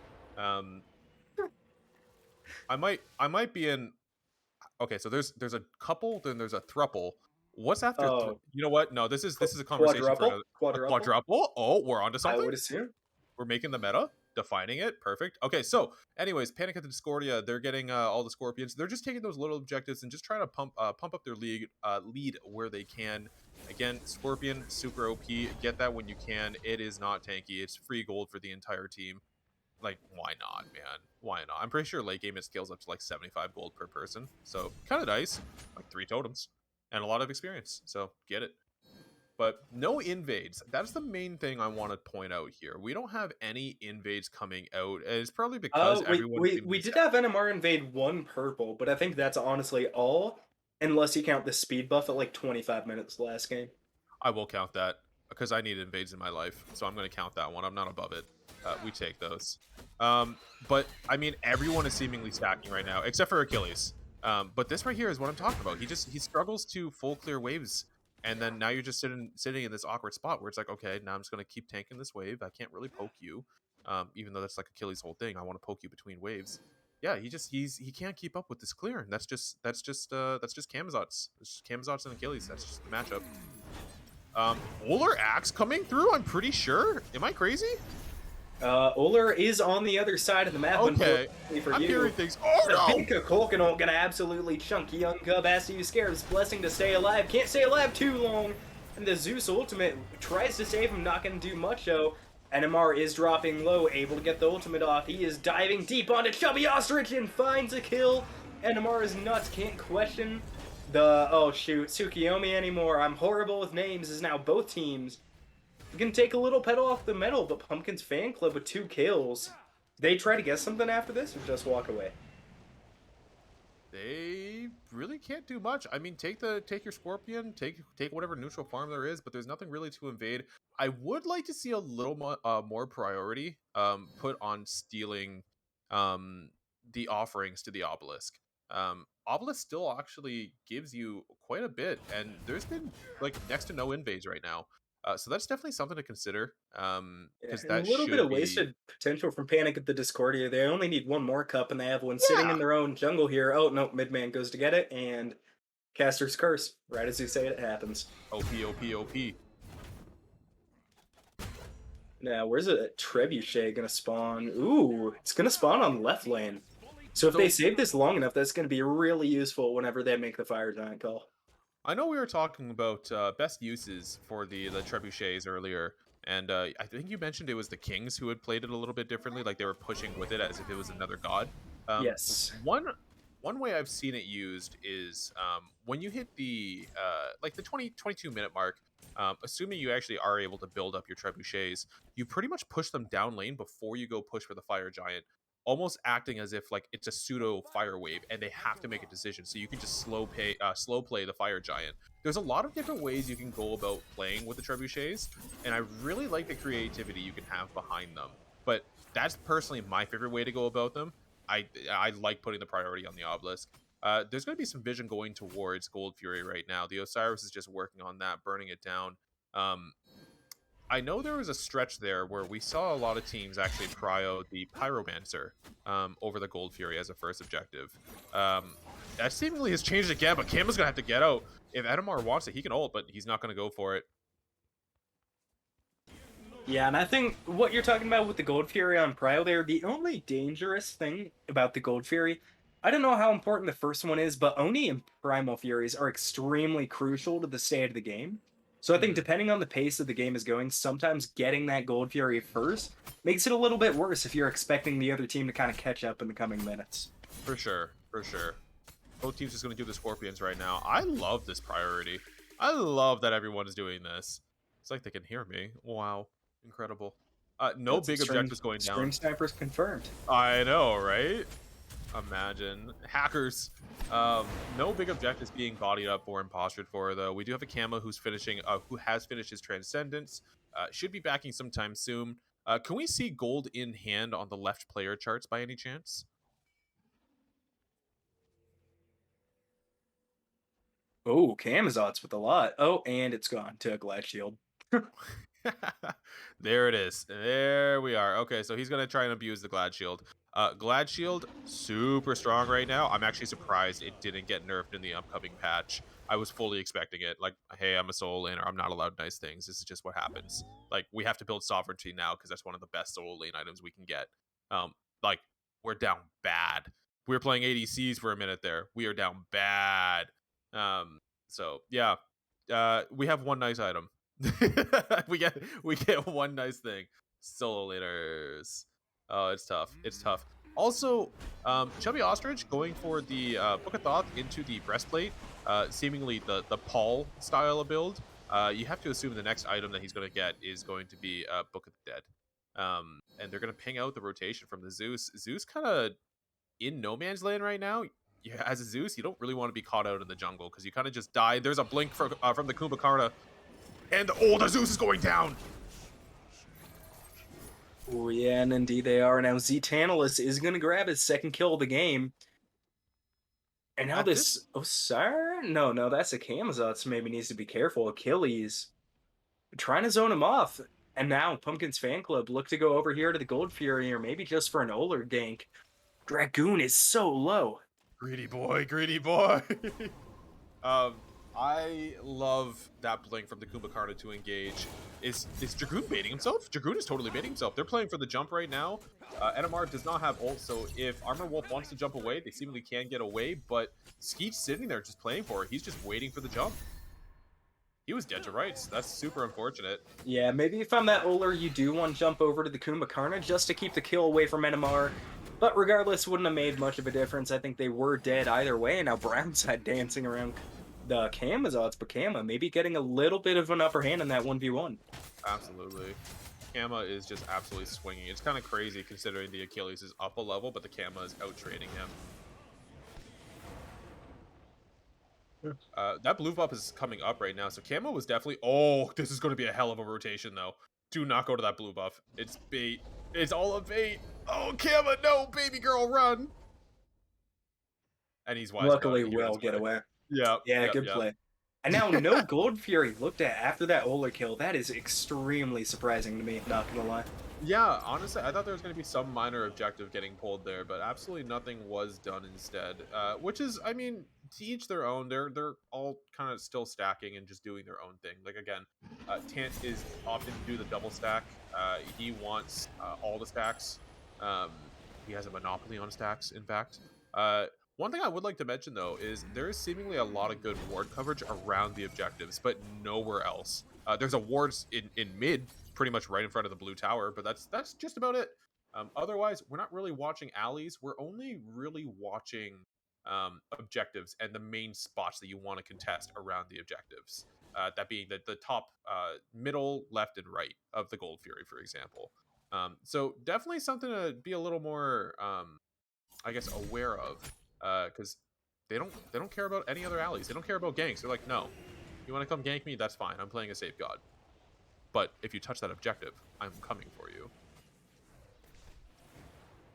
Well, now Maybe maybe it's. Pumpkin's fan club looking over to Pyromancer. I know we talk about the objectives a lot, but maybe who knows? I mean, we're 15 minutes deep. We are now squarely into that mid game. We have a Kepri with an Emperor's armor. Okay, I've mentioned this before, and I mention this every time I cast. Sean put me onto Emperor's armor, and I simply can't get over how loaded that item is. Let's hold that thought right now. Camazos wants this heat. He wants to kill this Achilles. And there is a fight going on over to the left. Oh my god, that was so close! Ooh, and it does look like it did hit Chubby Ostrich, who has the Scarab's Blessing on him, but it's gonna expire. Z-Tantalus gets a kill with the tick damage. Now Midman able to answer one back, but has to fall away. The health bars for Panic at the Discordia dangerously low. And it's gonna be NMR and Tantalus pushing further forward. NMR now maybe in a little bit of trouble. Especially here comes Oler, misses the stun, but Oh Midman gonna fall, no. got way too aggressive at the wrong time. Armor Wolf trying to chase down the Tsukiyomi. It's gonna turn and help bail out the Camazotz barely gets away. Tantalus and NMR making them pay. Surely there's a Pyromancer. You have your tank, you can start pulling it. You guys are seemingly pretty safe here. You have a lot of fizz procs as well. Like you can pull it if you want. But you do have 3 bare minimum to do this, and it's only an Uller and he's dipping. So they're not gonna end up opting for it. I don't know. The Jingwei is actually hovering. This could be it. Yeah, okay, there it is. Achilles just teleported in. They're gonna end up burning this Pyromancer. The first objective is gonna go down to Pumpkin's fan club. Really, really well played around that fight. They destroyed the Zeus there. He had 0 chance, which is just unfortunate. And again, Tant doing Tant things and just absolutely connecting on every one of his Kukulkan ults. My man does not miss. We do have some life still being pulled out from the Tsukiyomi here. Surely that's not going to be a soul eater, right? Like that's not a soul eater. That's a very late soul eater. Yeah, honestly, if I'm gonna guess anything, it's gonna be a. I Oh think my it's a soul gosh, eater. I suck at names. No, whatever the blade is, I think. Oh, the Are you serious? Can I really not? Bloodforge, that's a name. it's Okay, I don't Bloodforge, right? deserve Yeah, to it's be a totally, caster anymore. This is just embarrassing. yeah, totally Bloodforge. Yeah. I was gonna be like serrated edge. Like that's not in that tree. Oh god. Um, It is not. it's definitely not in that tree. I But don't maybe believe a we. serrated edge from this Osiris coming out? You know what? I can't Serrated think edge it'd on be golden. Tsukiyomi is also kind of nice. I'm not gonna lie. Cub is taking all of the poke. My man And loves taking pain. no damage. Yeah, he's very tanky. That's actually kind of surprising. Taking all of the damage and no damage all at the same time. Here we go. Kubakarn is going to try and work into a Pridwin here, get 20% cooldown online, and that's when he gets really obnoxious. You can just continue to CC cycle and just constantly apply slows and then mezzes, and oh my goodness, that is one low Uller. It's Big going to be aggression as NMR ult not gonna hit anybody thanks to the Aegis no. amulet. Wow, what a grab by the Capri young cub, showing off why he's the captain, manages to revive his ADC. Now Pumpkin's fan club have to back away, and they can't even afford to do Gold Fury because Zeus with his ultimate is right here. No, they're just gonna go for the fight and massive engage on the left side. Your trend dive that Osiris about half health in the back line. Are they gonna be able to get to him? Tantalus coming in from the back. And no, it's going to be a stun onto Young Cub in front there, occupying the Kepri. Midman falling dangerously low. Will he die? No, it's going to be NMR to bite the bullet. Brasson gets the first kill of the fight. Ulting back in, the bat out of hell. And the Achilles execute is going to find one onto Young Cub. The Kepri finally takes some damage. Now both teams going to pull away, 1 kill apiece. You know what? Trading your support for a jungler, probably the best case scenario there. I don't think Panic at the Discordia really had much of an advantage in that fight. Yeah, I mean, like you had a Zeus ult that you could drop, and Zeus seemingly still has ult. So I know there was 2 separate fights going on there, but yeah, your only advantage was trying to fight in the Zeus ult. Otherwise, you're gonna kind of get hurt real hard there. So good on them for actually getting a good trade. The Gold Fury not going to be contested immediately. Brown side is going to hang around just to make sure nothing, no fishy business is done here. Don't take that Gold Fury. We will not allow it. Right now, though, we are seeing a little bit of a level disparity. The mid laner is going to be 2 levels up, that being the Kukulkan over the Zeus, and then we also have a 2 level gap in jungle as well. Otherwise, it's pretty close across the board. 1 level, probably about half a level, really, between solo and another level between ADC. Oh, there we go. Now they're dead even. So it's there's a little bit of a level disparity. It's something to watch, and I'm really interested to see if Pumpkin's fan club decides to push that lead because it's not going to last forever. You got to take advantage of whatever lead you have. Yeah, definitely. And now we see Pumpkin's fan club again for it seems like the third or fourth time start to push to the left. And 20 minutes in, no Gold Fury taken. I know I definitely said something about kind of wanting to wait until you're ready to go for it just because of how important it is. At this point, kind of seems like there would be more pressure here, but instead pressure's in mid. The mid tier 1 is about a sneeze away from falling down. Tower teleport coming out from, gosh, somebody. I don't even see anybody with tower TP there. Was that not tower teleport? Am I just crazy? You might be tripping. You might be tripping. That's okay. Okay, okay. We accept that. Just to We have a be persistent sure. teleport, but that No, was no, not a it was the red tower being lit up like it was about to be teleported to. I don't know. Maybe I'm losing my marbles here. I am pretty tired. In all fairness. Now, Panic of the Discordia have been on the little bit of the back foot here for a minute, but surprisingly, they're only 800 gold down. That's kind of crazy. One thing to note is when you get a fire giant on Panic at the Discordia, you have seemingly no tower push. They don't really have a lot of auto attack. They're like ability based everywhere except for Osiris. So I guess that's going to be your tower push there. But it's going to be a slow burn. It's going to be a very slow burn. Definitely something to watch. Now, Skeet dropped to half health, though, already. This isn't good. Achilles, though, trying to teleport in. Midman trying to get aggressive is going to get stunned out of his tether. Brownside is going to fall Young Cub. Maybe by using the ultimate, could not see in a massive ult from the Osiris. Lands his second kill of the fight. Oh, no, first kill. Sorry, excuse me. Armor Now, Krasa might have stepped too far. Oh yeah, is gonna get taunted out. Zeus ultimate though gonna dispel any aggression. Krasen wants to go back in for another one. Panic at the Discordia now the one's pushing forward. We haven't really seen a ton of that this game. They could do a Gold Fury if they want. They have a Camazotz. He can just keep sustaining. Like if they want this, it's theirs. Just do it. Just burn it. Yeah, kind of insane that they don't at least go to like Pyromancy or something. Given a gold, maybe not a sure thing. As a couple members from Pumpkin Fan Club, I think the backline's still lurking around that side. But yeah, there's been not a lot of attention thrown at these objectives this game. It's kind of surprising. Yeah, it definitely is. I would expect a little bit more aggro play around the objectives. Like you get your picks. Yeah, like I mean, Midman is still hanging out here. He's kind of just scouting it out, just making sure. Okay, so let's talk real quick. Kukulkan ended up hitting Armor Wolf with the end of the Kukulkan ult, putting him seemingly out of the fight entirely. They had to jump over the wall just to get out and just try and survive. So you lost an Armor Wolf in that fight. Didn't necessarily die, so that's okay. But that was huge. Osiris, massive ult. I think that was a 3 or a 4-man ult that they just landed. I think it was a 4-man. Yeah, dude. The yeah, zone looking job? now Panic the Discordia wants a Pyro though, and it's gonna be too late. But a solo kill on the left-hand side. That is the opening that Panic of the Discordia needs. It's a 4v4 though. Also, I do want to say Tsukiyomi is building into a Bloodforge, so I am right again. Lucky for me, it's just I'm on it tonight. You're just on one, brother. You're just on one. Yeah, it never happens to me. R.I.P. to my fantasy team. Dragoon, you're hurting me, baby girl. I love you, but you're hurting me. Yep, and unluckily for you, Wingman Ghost not even playing in this one. I know, man. Now the Pyro gonna be called by Pumpkin's Fan Club. Panic of the Discordia finally gonna fall that Gold Fury on the other side, but both these teams waiting to pull the trigger really long. I mean, by the time he's gonna come back up, it's gonna be time for the Enhanced Fire Giant. You know, I know this looks bad for the Camazotz, but there it is. I was going to say, this is really not that big a deal for him. That out of hell makes it not bad. Yeah, you kind of just get to do stuff for free. It's not even a big deal. And finally, the Scorpion gonna fall, though. Gotta love it. all these last 5 minutes of fighting, it was all just for that scorpion. They only care about the scorpion and nothing else. Clearly, clearly.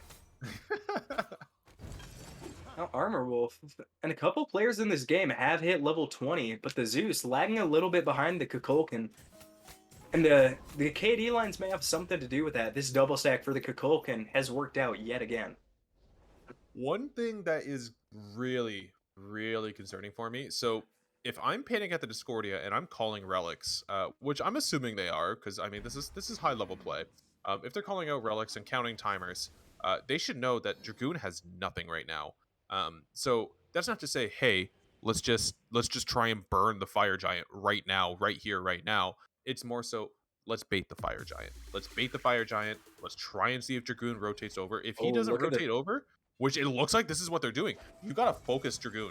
If Dragoon's out of the fight, this is a free fire giant. You can't yeah. you can't have Unlucky him for survive. them though, even though he doesn't have any relics, Jingwei still by far and away the safest hunter. Have to wait and see how this one plays out. Young Cub taking more poke than he bargained for, I believe. One thing, Brownside oh, we on got a the fight back going on the end right. being looked at by the Achilles, or no, the Achilles being looked at. Wow, that Olar arrow did a whole 20 damage.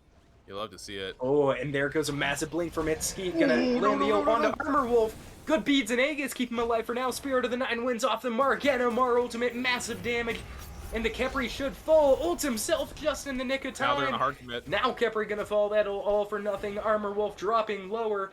In execute threshold for that Achilles. Can he find the distance? He can, but not the aim. Brownside still giving chase. Can they find it? Midman now the target. Look at the other side. Bat out of hell gonna find a little bit of damage, and it's gonna be Chubby Ostrich limping away. Should get the back off, but no. Krasen has to go back through the tier 2 tower. The Zeus now being looked at. Gets a pretty big shield from somewhere and is gonna find the kill onto Dragoon. And again, the Jingwei falls after using both the relics again. Oh, you hate to see it. I do in particular. Dragoon, stop. Okay, so one thing I'm noticing in these fights, Pumpkin's fan club is seemingly putting the priority on the Kepri, which in conventionally you don't want to prioritize. Oh god, this jungler is going down. Actually, reverse ambulance. Oh boy. Oh my god. Run. Rancid, run. Armor Wolf stepped way too far. Not going to find his way out of this one. Ulted up. Oh, and the timing. Wow. Kill credit over to Tantalus as 6th of the match.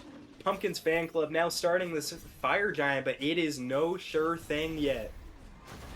You can do that if you have Kamazot's ult. If you don't have Kamazot's ult, which now just came back up, you can't do it. You can't be diving like that for free.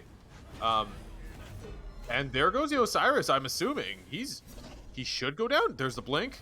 Brownside wants this. Brownside smells blood. Brownside does have the ultimate too. Finally gonna land it, but misses Midman again. That's a second miss Achilles ult in the second straight fight. Oh, but now look at the trebuchets. No. Finally gonna fall to NMR, his second kill, but look at the trebuchets in middle and left. Panic of the Discordia gonna find a lot of pressure here, and players being forced to back. They can't afford to do the fire giant right now. This is what I'm talking about, man. This is how you should play trebuchets. Gotta love the trebuckets. Tier 1 and mid falls. Saying, bro. But yeah, okay. So there's a lot of focus being put onto the Kepri right now. Kepri's just like they want him to be in a grayscale simulator. So the idea normally is we need to kill the damage dealers in every single fight. Like they have to be the priority. Who's the priority target? Oh, the Kukulkan is doing way too much damage. He needs to die first in every single fight. We can't have him having objective secure. Blah blah blah blah. Whatever. But the Kepri has been too obnoxious. You can't have the Kepri ult just suddenly bringing back whatever damage dealer. So they're seemingly deciding, screw everyone else, we're killing Kepri. Kepri cannot be in this fight because we do not want the res. Once they burn the res, they hard commit. They're Now, playing this is a really interesting fire giant call. Krasen is going to pick up Animar after they dive way too deep. Now Bat out of hell going into the back line, trying to find some damage onto Dragoon. Dragoon dropping low, so is the Kamazots though. Kamazots does have to use bees to get away, not going to be enough. Jingwei finds a kill onto the solo laner. Now in the backline, Panic of the Discordia still want to press up, but do they have the health bar? Armor Wolf is extremely low here. But no, still pressing ahead, and it's going to be the Kukulkan. Beads, Aegis may not be enough to save him. Oh, that's oh unfortunate. no! Oh, gonna get Kumba ulted out of the Kukulkan ult. That might have just straight up been a kill on the mid man. So much damage coming from this Kukulkan right now. Wow. So yeah, Camazotz jumped in to the Jingwei, seeing Jingwei was on an island by themselves. However, that got turned real fast. That was super unfortunate for Camazotz. Oh my God, Cub run! That was super unfortunate for the Camazotz. It just did not go the way you would think. I believe it was the Kumbhakarna turned around and just provided the CC that was necessary, and it was just all she wrote. Uh, the Kepri is sticking around because he's got ult, but there it is. Oh no, they might Oh, just go and down for this. you can die. Oh my gosh, and another missed Achilles ult. You hate to see it from Brownside. Big shell though. Big shell from Young Cub. Ooh, Jinx, you owe me a Coke now. Now Krasen trying to push out this Achilles. Might be able to find a kill, but Tantalus is coming along. Gotta really be careful here for Krasen. Yep, that's about half his health bar. The Wow. mid laner is now doing all the peeling. Look at that. Yeah, that's just really unfortunate. Now you can just start pulling this Fire Giant. You have no teamfight presence seemingly for Panic at the Discordia. We have no Kepri ult. We have no relics coming out of the Kepri. We could just burn. And okay, Ooh. well, there goes NMR. So now you don't have a jungler, and Panic at the Ooh, and the Discordia is Zeus looking at this. ultimate. He's And gonna they get the get it! steal. What a play from the Zeus. And now they're gonna be pressing ahead. Might just be falling back. Midman really wants to go in here, but his team is not as close behind him as he thinks they are. I would really stay away from this one. These guys are really making me eat my words right now. Gotta love it. I can't get a feel for them. They're just all over the place. They're just yeah. Wow, it's incredible. Okay, so one thing I did want to kind of address here. Mannequins. Do you typically upgrade your mannequins into the left option, that being the I guess more Chad version of Mannequin Scepter, Mannequin's Mace, I believe it is, or do you like to go for hidden? Because like I feel as though if you're going mannequins, you have to go hidden. But Well, I'm it's offered on civilized, so I don't build mannequins. That's But that also being fair. said, I feel like Hidden Blade has to be it. I definitely feel like mannequins is just kind of an early game gimmick, but that Hidden Blade late game is scary strong. Now, how could we Absolutely. gloss over this? A kill from Brownside and another one from NMR. Panic at the Discordia have overstepped, to say the least. Brownside is going to fall to Armor Wolf. But if I'm Pumpkin's fan club, I really like this fight. This Camazotz, oh, gonna get slowed. And as much as you hate him, the slows do get the kills. NMR finds his second of the team fight. Pumpkin's fan club pressing ahead now, trying to find... It's only the two backliners here for Discordia. They have no chance in a team fight, I think. Oh, I'm Oh going to be no. rooted by Skeet. Beads come out from the Zeus. Zeus still trying, finding his way around Armor Wolf. Can't support him any further, might be forced to just give up the fight. Finally, the stun gonna land onto the Zeus. That'll be all she wrote under the tier 2 for Chubby Ostrich. Armor Wolf, though, should be able to... Ooh, cannot find the kill. At least shouldn't be able to. There was a If I'm moment where Armor Wolf here, I'm backing up. There was a moment I had said that Kumbhakarna had the worst passive in the game, but now he's making me look stupid. So there's that. Yeah, That just everyone's happened. really had your number this game. You know what, man? Today's not my day. Not my day. It is not. No, it really isn't. That's okay, though. It can't be your day every day. No, it can't, and that's okay. We'll move on to the next one.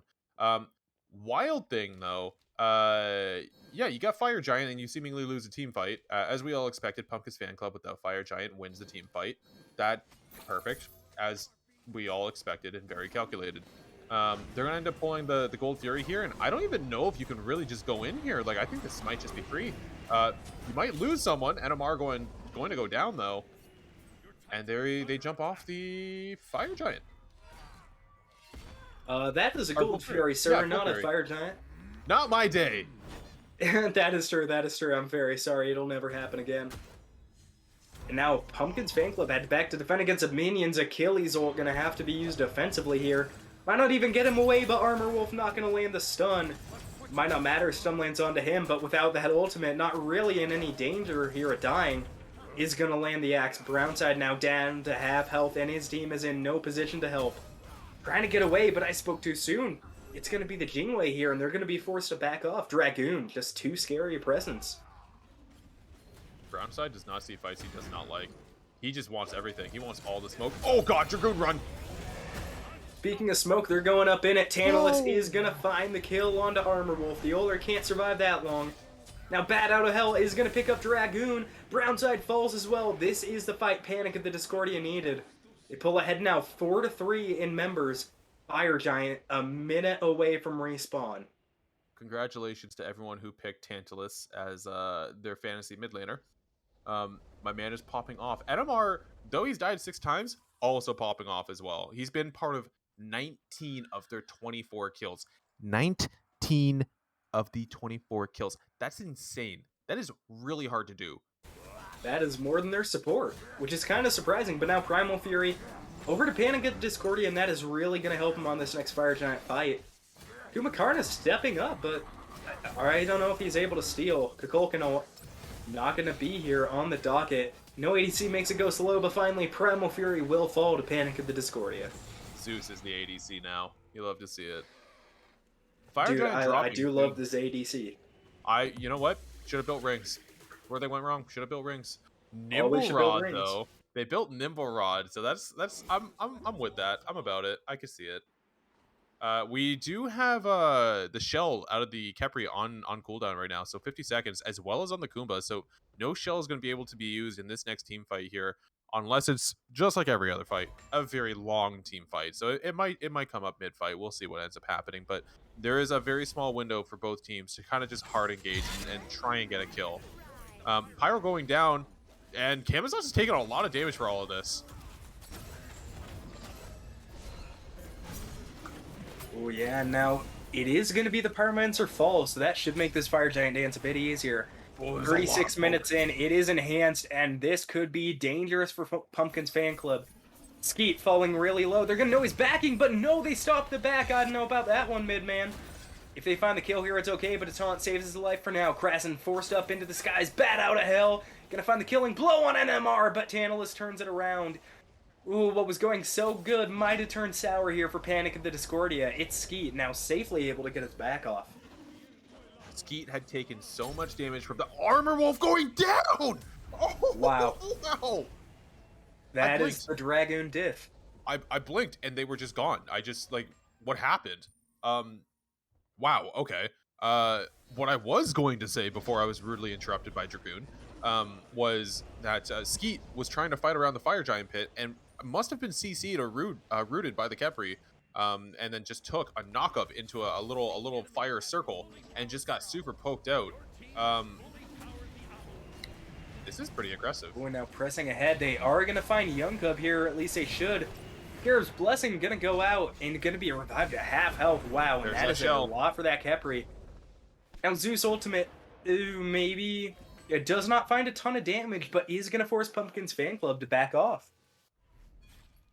You know, one thing I would like to see, just to apply pressure where you can, is maybe just like get a slow pushing wave going somewhere. Like right now, if you look at the left wave over in dual lane, we have a slow pushing wave actually kind of working its way through right now. So eventually it's going to end up hitting this tower and start doing damage. It's not very much, but if you slow play, this will eventually accumulate into a tower and then eventually into a bird, assuming this goes on for the 10 minutes straight. And no one ever decides to check it. So you can slow play it like that. That is definitely an option. But this could be a tower just to win yins themselves. Definitely is a danger. And with all 10 players over here near the Fire Giant, if I'm Pumpkin's fan club, luckily I don't think that Phoenix in trouble falling, but with the Trebuchet pushing down, very well might be. If I'm Panic at the Discordia, I am drawing this out as long as I can, and Krasen forced into Bat Out of Hell early, but it's a full engage, mid-man blinking in. Can they find some kills here? Itsuki is pushed up way too far without his team. Root comes down from Kepri. Ooh, and the shell might not be enough to save Ostrich. He's still going to render him about half health with that Spirit of the Nine Winds. That's going to be his Book of the Dead proc. He is a very killable Oh, man yeah, now. not shell, sorry. I keep forgetting Book of the Dead is an item that exists. That might have explained the mysterious shell I saw earlier, and now it's Skeet blinking onto the back, finds a massive taunt onto Young Cub. Young Cub being CC'd relentlessly. Tantalus gets the kill. Sorry if I'm butchering that name. Now NMR trying to find the ultimate onto Armor Wolf, only finds one, is able to follow him. Aegis Does land the expended. stun. Two armor will And finally his falls. No Aegis beads! to find him now. Dragoon has 2 kills. W Ostrich in the back trying to stay alive. Drops the ultimate. But it should be the ultimate here from Achilles to secure him, or maybe just holding on. Now Brownside extremely low, but it is only Krasen alive against 5. That might be the game. I want a Quadra so bad. A TP? Gotta love Quadras. Oh, a friendly TP. Yeah, it is only Krasen alive on the side of Panic at the Discordia. And the I Phoenix think, isn't alive either. I think this is the game. There's still 20 seconds on Young Cub's timer. honestly, if Dragoon ended up getting a Quadra, let alone a Penta, I would probably start ugly crying on stream. I'm not even gonna lie. As much as I would absolutely love to see you ugly cry, that's not going to be the case. Just ignoring Krasen as the Kamazot stays alive. They just want this Ooh, Titan. It's Brownside going down. almost falls again. And yeah, Pumpkin's fan club evens it back up 1 game apiece. And ladies and gentlemen, we're going to game 3. Like snot bubbles. I would like ugly cry with like snot bubbles. It'd be horrible.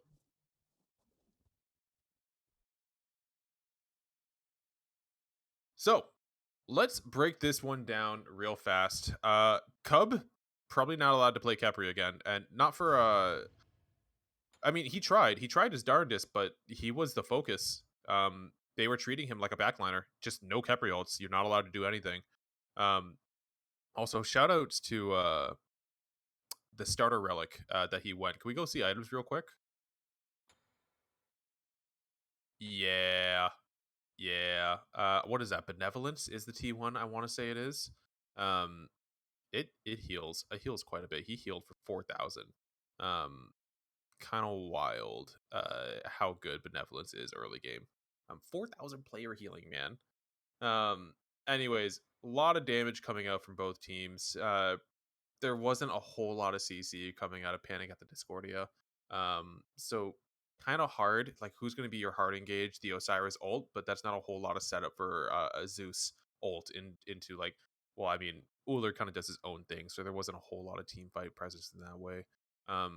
Kamazots, I felt as though the Kamazots did a lot of work. The Kamazots did a whole lot of work, but unfortunately, it just got blown up if you didn't have ult. So I must have to start picking Tsukiyomi, I guess. Like, there's just no way. And I also realized they probably picked the Achilles just for the execute, and I'm now only realizing this after a 30-minute game, which is, I don't know why I just openly admitted that, but I did. So I'm pretty sure the Achilles was just simply for the execute onto the Khepri, just to make sure you get zero value out of that. Um, Skeet put in work as well. His blink stuns, or blink mezzes, really, were just insane. He was not letting anyone get away for anything free and just setting up for his team to free cast Kukulkan ults after Kukulkan ult. And then there's a little wind gust from Dragoon, and he's just going to get the last hit. And then Kukulkan ult. Yeah, it was just insane. Really, really well played by Pumpkin's fan club. You love to see it. That was a really competitive game all across the board. High damage, like 3 players out of Pumpkin's fan club with 40,000 player damage. That's, I've never seen that, actually. That's kind of insane. Um, yeah, wild, absolutely wild. We are prepping for game 3. I believe they are getting the lobby going right now. We are just waiting on that.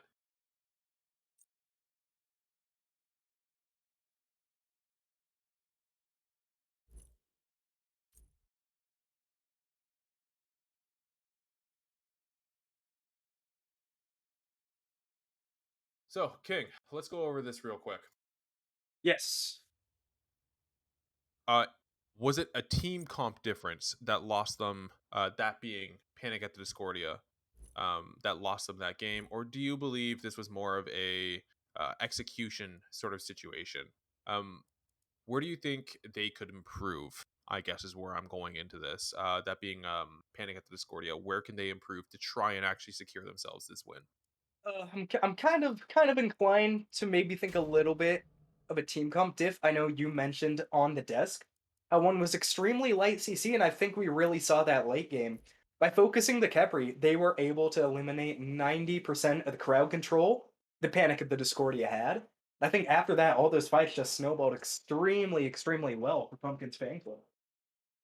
Yeah, hard agree on that one. I feel as though maybe if we had a little more CCE coming out, we could have got something.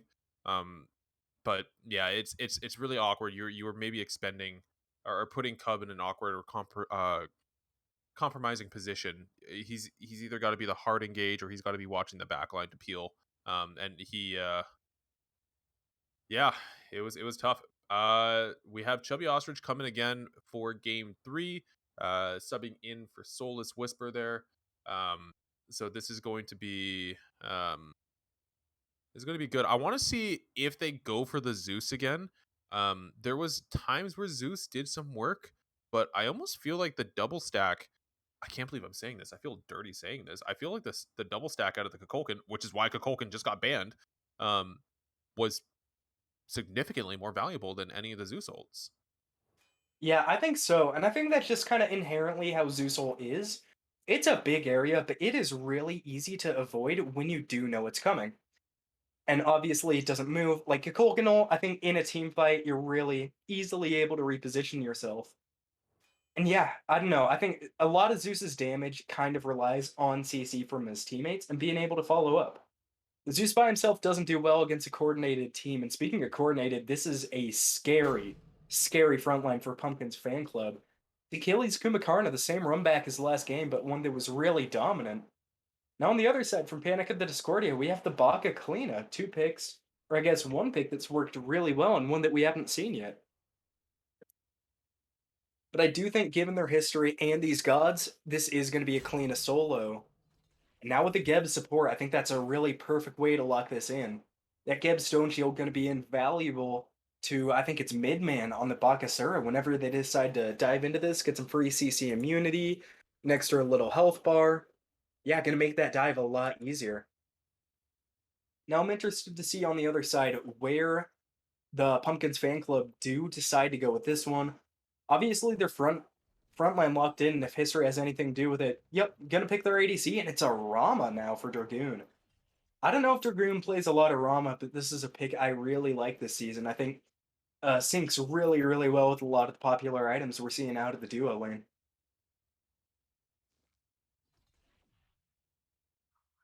Yeah, that Astro Strike alone, I know that is Asian's favorite form of CC, this slow.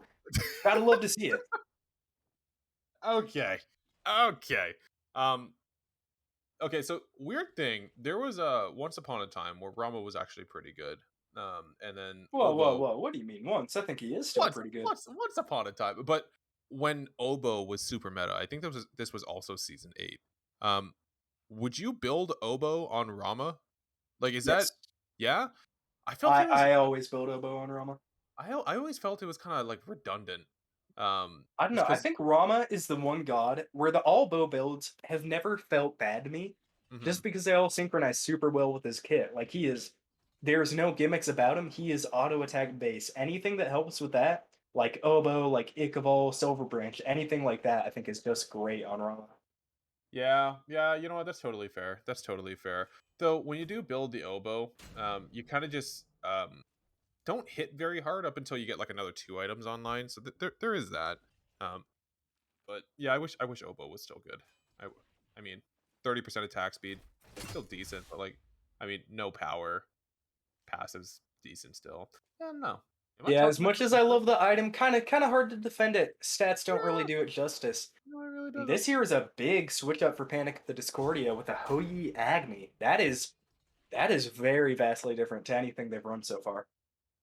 Houyi, a good Houyi just W's at you, and it's the most intimidating thing. It's almost like versing a good Sobek.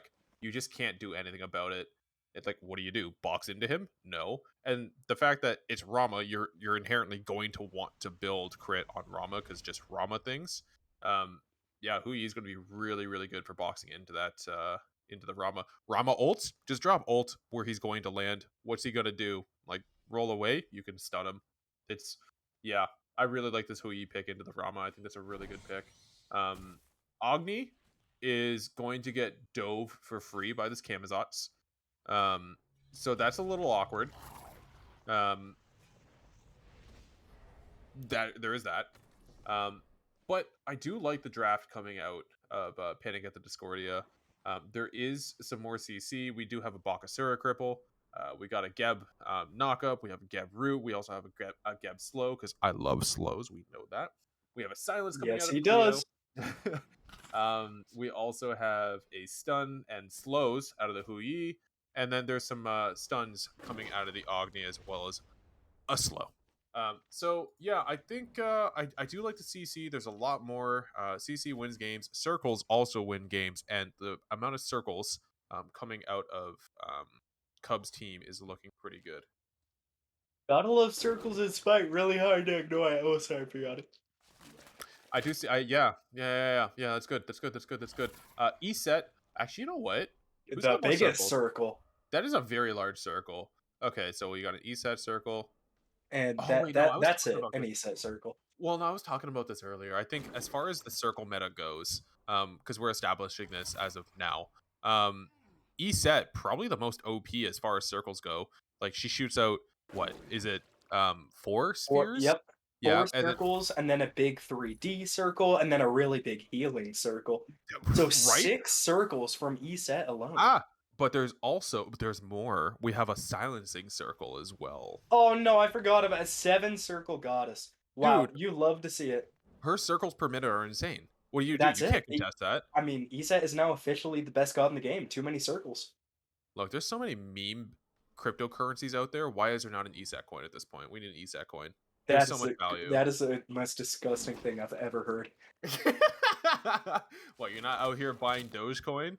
I My am god. not out here buying Dogecoin. I am not also buying Dogecoin I was either. gonna say, if you actually invest in crypto, you're dead to me. I But I was gonna say, Nah. don't let my personal views on cryptocurrency ruin yours. If you want to buy Dogecoin and GameStop stock, go for it. You mean to tell me buying NFTs is not the way? I should invest my life savings into this picture of a monkey? What?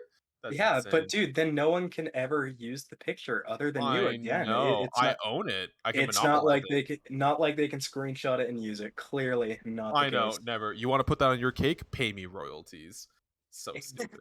I'm not a financial advisor though. Don't Yeah, judge me. I'm not gonna lie. NFT, maybe it's just because I'm a dumb college kid. I legitimately don't even understand how that's supposed to work. There's some use cases, but I think you and I would need to end up drinking while we talk about it because it hurts my brain. We're Um, definitely gonna have to try that one night. yeah, Oh, I think so. I think so. Oh my goodness. yeah, but Anyways, when we look at these two team comps, I know we talked a lot about circles, but is there a particular team you favor in this one? I honestly really like I really like Pumpkin's fan club's draft. Like I think the Rama can get kind of destroyed by the Hui, but if Rama's able to get to the late game, you're chilling. You're big chilling. Kamazotz is going to be able to free dive the Agni. The only problem is if Bakasura decides to go on the Kamazotz, because then Kamazotz can't ult and Kamazotz also can't jump away. So Kamazotz just kind of free dives. It's a lot of awkward picks. Not necessarily the gods themselves, but how you have to play every single fight for it to go your way. You've almost drafted two separate pick comps, but Pumpkin's fan club wants to team fight into an ESET ult. And then if you're Panic at the Discordia, you just need to bait out the ESET ult as fast as you can and then re-engage. It's very unique what these two teams have drafted here. Um, so I'm gonna go Pumpkin's fan club in terms of the overall draft, just because mitigations are one of the most free stats you can possibly get. Um, and it's kind of broken. It's kind of broken as a stat. So I'm going to give it to them simply off the ESET and the Kubakarna. Yeah, Issa and Kubakarna, two big circles, kind of hard to shy away from that one. And honestly, I think the only thing keeping me from going Panic at the Discordia here is it isn't really a very team fight heavy draft, at least what it would seem to me. I mean, I don't know. I think it might just be the Bakasura messing me up. But if I'm looking at this Panic at the Discordia draft, it really hits me as one that just wants to find random little picks and kind of snowball the whole game. If the last two games are any indication of what we're going to see in this one, that is just not the pace that's been working. That is very true. Yeah, Bakasura kind of a snowball god. And I think the ESET pick into the Bakasura is kind of nice, assuming you have ult. If you can silence and then you can just stun and then you can ult, you should be able to turn on this Bakasura, but that's a lot to ask every single time. It is a very tall ask. Suddenly, I'm talking myself into the mid-man pick here. The Yeah, mid-man pick, it can't be understood. Mid-man just thinks on a different level than us. he really does. He's ascended. He's ascended to a higher level. I did have mid-man on my draft pick, or as on my fantasy team originally, and then I had to drop him because I already had I had wingman, so it got a little awkward. Or Solus is his in-game name. Got a little awkward there. Looks like we're just in the middle of a pause right now. So let's kind of go over these last two games. Um, Game two, I know it wasn't necessarily looking good for Panic at the Discordia, but we gotta give them credit where it's due. Like they got a bird. They got the first bird of the game. Yeah, they all pretty much died for it. But they were able to keep that game relatively competitive. And it wasn't even relatively competitive. It simply was a competitive game. Um it was kind of incredible. Given that they were dying left, right, and center, but like you couldn't end as Pumpkins fan club. So given these teams both actually have their fair bit of CCs, I'm super interested to see how well they can actually keep this as a competitive matchup. Um, that Achilles, is he not going to buy anything else? Is he just going to straight up go with the Bluestone? I think he is. Yeah, that's a lot of pots. Bluestone meta. Yeah, he did get the Chalice of Healing, so maybe just trying to stay in lane longer than this clean and then using Tower TP to get back in. Yeah, I think that's going to be the play there. A little bit of a strange play, but I mean, I guess we'll see if it works. Here's definitely the place to try something new. No, Game I three, like I think, that. is a game more than others where you got to pull some stuff out of the bag if you really want to, like, I don't know, kind of make a big impact. No, I really like that. So like if you're gonna end up building a T1 item, typically it's because you're gonna get some additional power to help clear the buff and clear the way faster. However, there's no real good power item right now for solo laners. Like, yeah, we have Glad Shield, but the amount of power you get from the T1 is pretty negligible. So at that point, just play for the Bluestone power itself and the passive, and then just sustain. No, it makes sense. I really like that. I like that a lot. Like, I mean, you're getting 7 power from the T1 lifesteal item that Cleo is going right now. Is that really going to make that big a difference? Yeah, probably not. So you might as well have additional sustain. You could end up poking out the Cleo and just trying to win the sustain battle. I do like that a lot, actually. Definitely do. And now, still, the different starts are kind of funny here to me. Pumpkins Fan Club and Panic of the Discordia, both mid 2v2s, still have not compromised on either of the starts. Still doing different. Yeah, that is definitely one thing to note. I Oh, so this is where they burn the okay. So the few little bit of knowledge just randomly. The few times I've had to play jungle recently because I don't play jungle at all. I've been using my hog at the wrong spot, and I'm now seeing that. Thank God I'm watching these games because I'm learning quite a bit. Oh wow, It is Crazy's fun to taking learn a new lot of poke. things. Crazy taking a lot of poke here. Gotta hit level 2 first though. Probably can't hard engage because Achilles is just gonna heal up everything. Yeah, Achilles is really hard to put up with in lane. Honestly, in all aspects of the game, I think we saw Brownside, even late game last time, making a massive impact as Achilles. Absolutely. Really good jump out of Armor Wolf there. No value out of the root.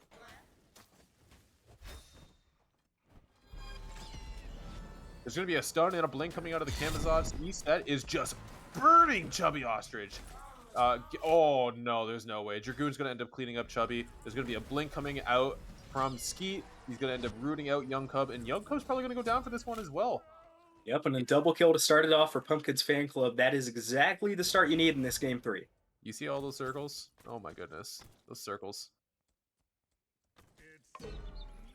So many circles. God, you gotta love it.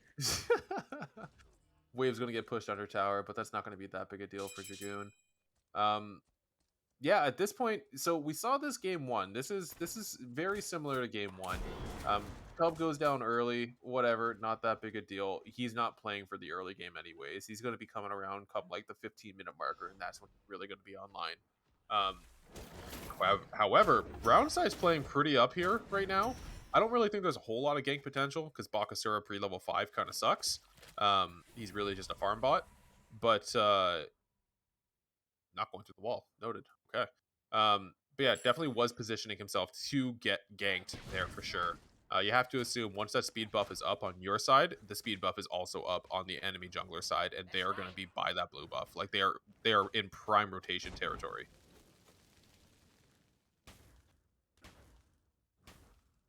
Yeah. Sorry. And yeah, now both teams going to find their reds early. Isa probably going to lose a fair bit of health here off of hers. So if I'm the Bakasura, maybe looking for a gank, but possibly didn't know the Isa was trying to solo it. Just going to go to the back camp. Green buff is important for supports. But now Agni should get a little bit of wave pressure. That's always nice to see.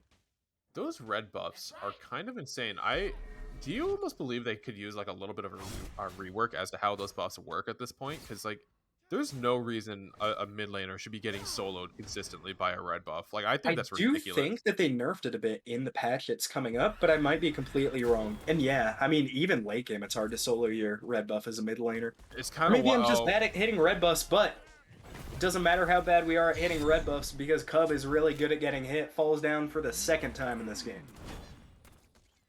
Damn. Goodbye, Cub. You lived a good life, buddy. Indeed, Yep. he did. Cub going down, he is also going for that late game start. You see a lot of supports opting to build Spirit Robe first item. I've been experimenting with it a lot lately whenever I have to play support, and Spirit Robe does feel really good for an early power spike. Um, but he's opting to go seemingly for the Gauntlet of Thebes. That is going to be a more late game oriented build. He's going to be having to stack that for the next little while. Typically, you see Midman coming out getting a kill.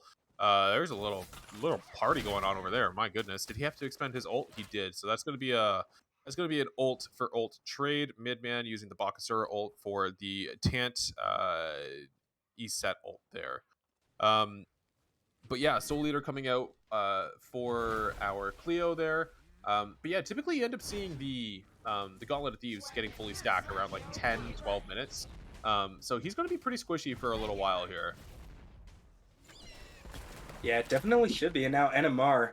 We've seen a lot of aggression out of this jungler the last two games, and I'd be interested to see with so much on the line here in game three, and on a really new pick, the Camazotz, how much he's going to stay the same in terms of aggression and maybe try to turn it up a little bit. I think Camazotz is definitely one of the most aggro junglers that my mind goes to. Oh, absolutely, absolutely. I mean, so the whole thing when you're playing into a Bakasura is Bakasura wants to kill your jungle because your jungle is by extension his jungle, just simply because he can eat it. Um, but um, you have to try and fight the Baka early. Like you can't let the Baka just snowball levels and experience. You have to fight him early. As long as he doesn't have ult, you win the trade. So you gotta force it. Play for his jump and you jump right back at him. But like, yeah, I want to see NMR really go in on that Baka. Yeah, it definitely would be nice to see, but Baka, I think really scary to dive, especially when he has his ultimate up. I mean, it just gives him such a big advantage in those solo fights. Those cones are insane. Um, They indeed are. yeah, I also found out cones how they work with They're the or just half cleaves. circles. Yeah, well, they are just half circles. Philosophy lessons here. Oh, and Young Cub manages to hit a stun. Might not save him too much. Oh, Gonna there's get gonna be an stuck. ult. There it Get is. rooted. And there's the cones coming out. Does kill Tantalus. Now Bat out of Hell is gonna clean up Young Cub. The Bakasura wisely gonna leap away. Does not want to continue that fight. Under tower. Smart call from Panic at the Discordia as it's a 1-for-1. But support for mid, that is a trade you love. They get a Scorpion as well. Yeah, is there a way we can see the XP charts? Because I want to see how Geb is actually keeping up here. Um, yeah, okay, so I mean, there's a little bit of an XP lead going towards Panic at the Discordia. Um, it's actually kind of wild. Geb has died 3 times, but like you don't really see any sort of effect. Like they're at the same level. Um, kind of wild. And Yeah, I Crazy's mean, just out trading. fair enough. Most 2 of the times Young Cub did die were, I think, when he was level 2 on both times. So maybe that does give a little bit less XP. This is the most peaceful duo lane that could possibly exist right now. These It guys is. don't It's want to so duel. sweet. Which is wild because, like, I mean, Hu Yi has Ichavolt online. Hu Yi should be boxing right now. This is prime time for boxing. Maybe Armor Wolf Here it scared is. of a lurking Camazotz, but no, here's gonna come out Dragoon, dropping dangerously low. Oh, but Armor Wolf wisely gonna sense that the Kumbhakarna is near. With but Geb has coming blink. over too, might be an early kill. Dragoon does not have beads, Oh dashes boy. in. Gonna be a big ultimate. Oh, and into the skies manages to dodge some of the damage. Now, Arthur Ramos gonna land, only needs one more shot, Oh, but no! Shell would have saved him anyway, but gonna be in no danger of dying. Bakasura coming over, pathing high. The Rama should make it into towers just fine, though. well played Maybe by maybe both just a parties. cheeky little purple invade. It should be a purple invade, but I mean, you've just expended quite a bit if you're Pumpkins fan club, to try and secure a kill there. I don't know if you get invaded, this is a really bad spot to be in. Um, Cub might be a little overextended here. I'm not gonna lie. Uh, Ooh, that's and the Mez not unfortunate. gonna hit. Just-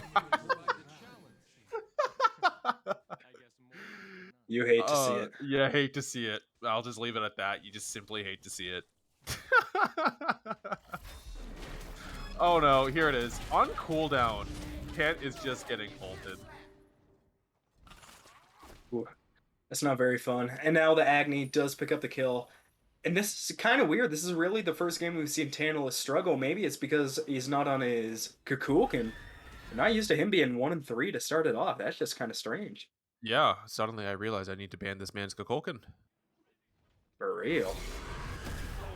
Now this right here is why Cleo is so obnoxious in lane. She could just full clear just popping her ult, and it's a 40-second cooldown on her ults right now.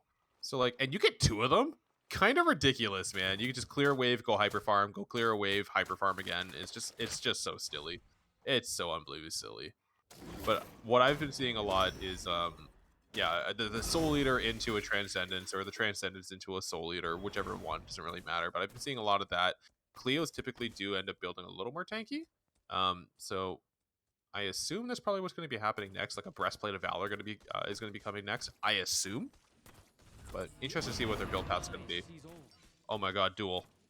Take the fight, Tango, gentlemen. Oh, not gonna find the bounce. That's unfortunate. You hate to see it. Swag points over functionality. I don't think the bounce was necessary there, was it? I don't really think so. Maybe anticipating a different direction the Rama was gonna roll. It could have been like one of those old Call of Duty things where you just got a 360 no scope everything. I respect it. I'm I mean, into the it. style points definitely gets you more respect. Yeah, swag points over everything. Like how am I gonna make him? Oh no, he's going down. Armor Wolf, but the Ooh, cleanse style points can't save you from that one. and there's a Bat out shell of hell. again? Can he stay up long enough to avoid the shell? It might have just been the Geb shield. There's no way. NMR gonna get stunned out. Is NMR not gonna get the kill? Up into the skies goes a Hoyi. Chubby Ostrich gets his second of the match. And NMR has got to be mad about that one. I'd be fuming. I would have punched the hole in my desk. Man, I couldn't even blame you if you did. I would be so unbelievably mad because Cub played that perfectly.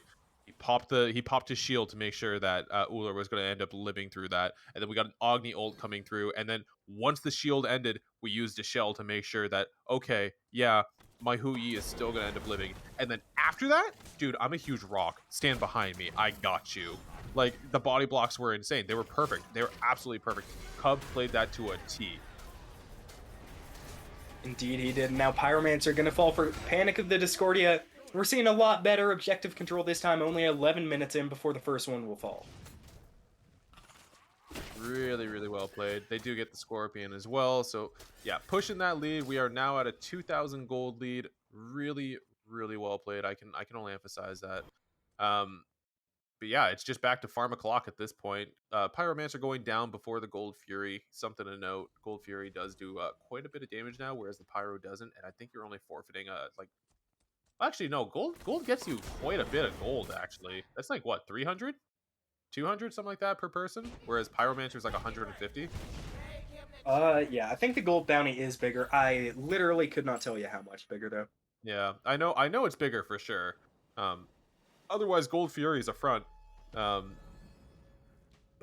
yeah, I can't remember how much bigger. Either way, Pyromancer being less tanky and not doing nearly as much damage. Yeah, definitely a really good call there.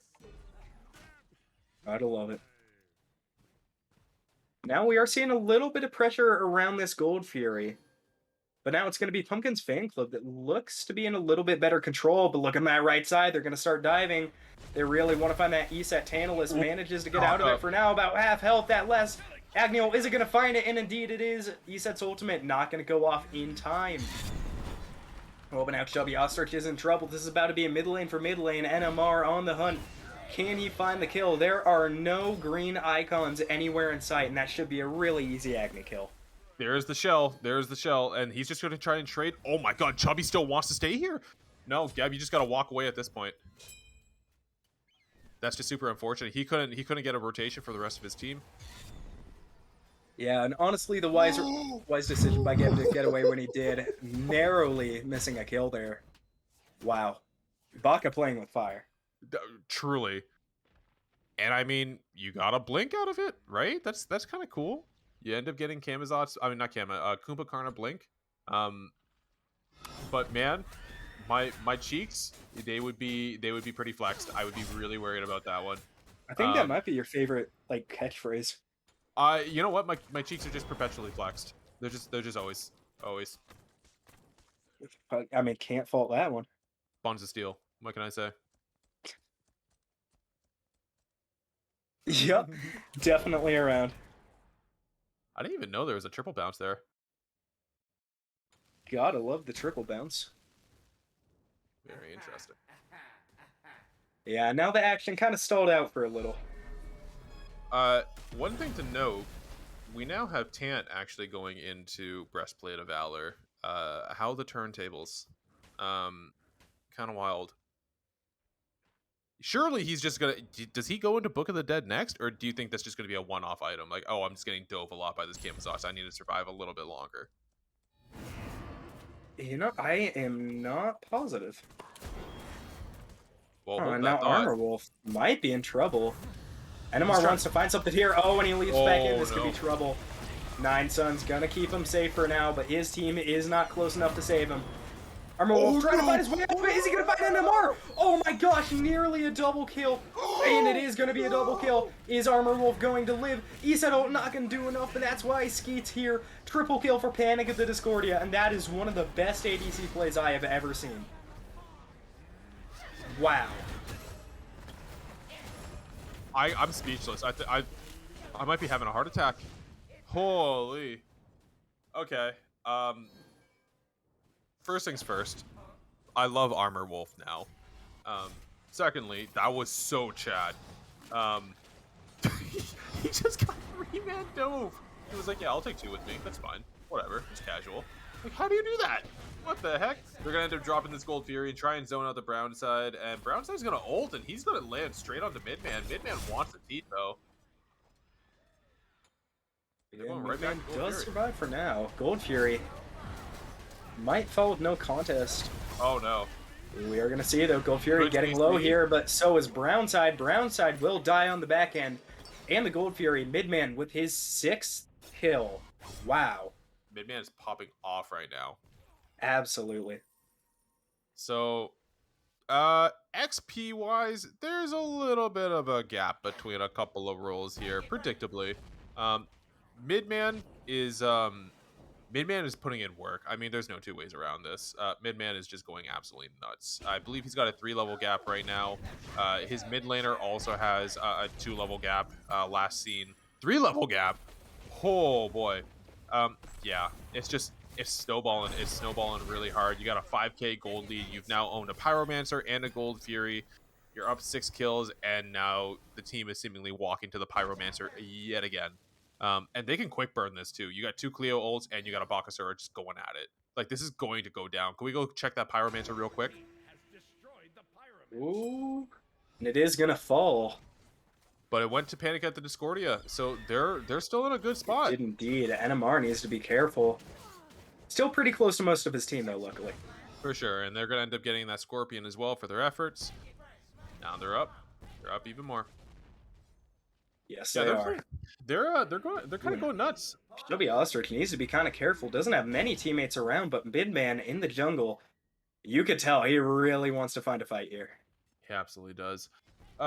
Bakasura. Does Bakasura normally go a Hasten Katana? I'm used to seeing a lot of Bakas go Hastened, just for the sake of sticking. However, he's got a lot of movement speed in his build. I think it depends. I when they do the full Blades build, definitely, but I don't think he really needs a Hasten Katana in this scenario. He already has so much movement speed. I think it gets a little bit redundant. Even with the auto attack penalty, you should be able to keep up with most of them. Yeah, yeah, that does make sense. And Armor Wolf drops the 9 Suns again, but Dragoon up into the ultimate to avoid it. Aegis doesn't look like it immunes out any damage, Oh, he but wants is to going to bounce. get Armor He's Wolf lining up the away. bounce. Oh! And Dragoon was ready for it. Good play from the Rama. I wanted that, man. I wanted that clipped. Oh, and what the heck? Maybe got to be a bit of a misclick there from the Achilles ultimate, or maybe just trying to make sure it can't use any relics. Speaking of, the Kalina only has 1 relic. That's kind of odd. Oh, yeah. Whoa, what's going on there? Who knows? We can only speculate, but can't speculate about Midman's kills. That is his 7th of the match. That might just open up this Fire Giant. Rama is kind of trapped across the map. I'm willing to conclude that Ward Shard is just OP. That's why they're succeeding. I mean, I can't see it being anything else. At least it's still using the Ward Shard as it is on cooldown.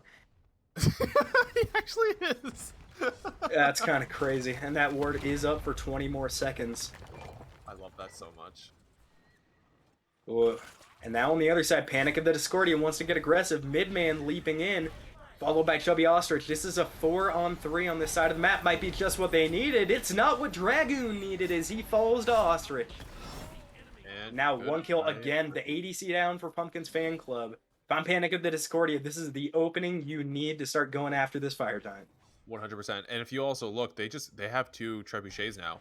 So you can just set up your trebuchet, both rather, and then just walk to the Fire Giant, slow play it, and then just let it happen. What are they gonna do? Just lose all their towers? Like, no, they have to guard their lanes. So yeah, this should be a really free Fire Giant so long as they set them up. Leo walking down right lane did not set the trebuchet quite yet. I assume it's coming though. I would guess so too. And now Midman being looked at here. Geb Shield, not enough to CC him. Wow, good ESET bubble. But Midman did not use the beads to walk away from that one. I thought I saw CC immunity. That's going to be a Geb Shield right there. No, he used a Geb Shield before. I don't know how he avoided that Spirit Ball. One of life's great mysteries. Truly. I wonder if that's a DR thing. Look at that ESET build. That is not what I am used to seeing. No. No. No. But it's spicy. And building into what I would assume is an E-Staff, correct? You know what? It seems like Tant really does like E-Staff. He's been building it every single game. Like, it's almost like a staple for him. I do really like E-Staff. I was going to say, I think E-Staff is really, really good right now. I think just with how good the other items are, though, sometimes kind of hard to find a spot in the build for it, but he has managed to. Now, Fire Giant from Pumpkin's Fan Club, nobody even knows. They all want to kill the Rama. What is going on? Oh, no Ward Vision from Discordia. You can't do that. That's a cardinal sin of smite. It truly is, and this is just going to go down. They're so focused on the Rama. They do want the Rama, and I mean, Dragoon is pretty tempting to kill. He's been doing really good. Fire Giant kills Tano, so... Oh my gosh! Okay, does not steal the Fire Giant, but should get a couple kills on the back end. That would have been a modern-day Heartbreak story. And here comes still the team. 2 kills at the Fire Giant pit. I don't know if that's worth a Fire Giant if I'm here for Pumpkin's Fan Club.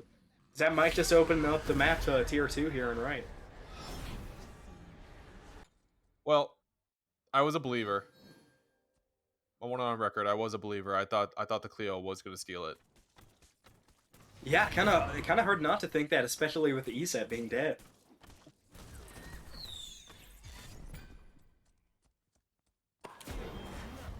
This is kind of no man's land for the Hui right now. I don't know if you want this heat. He does not want the heat and will somersault away from it. I was correct once again. That is a tier 2 in right. Now, luckily for Pumpkin's Fan Club, not a lot they can do about it, but they do have all 5 now.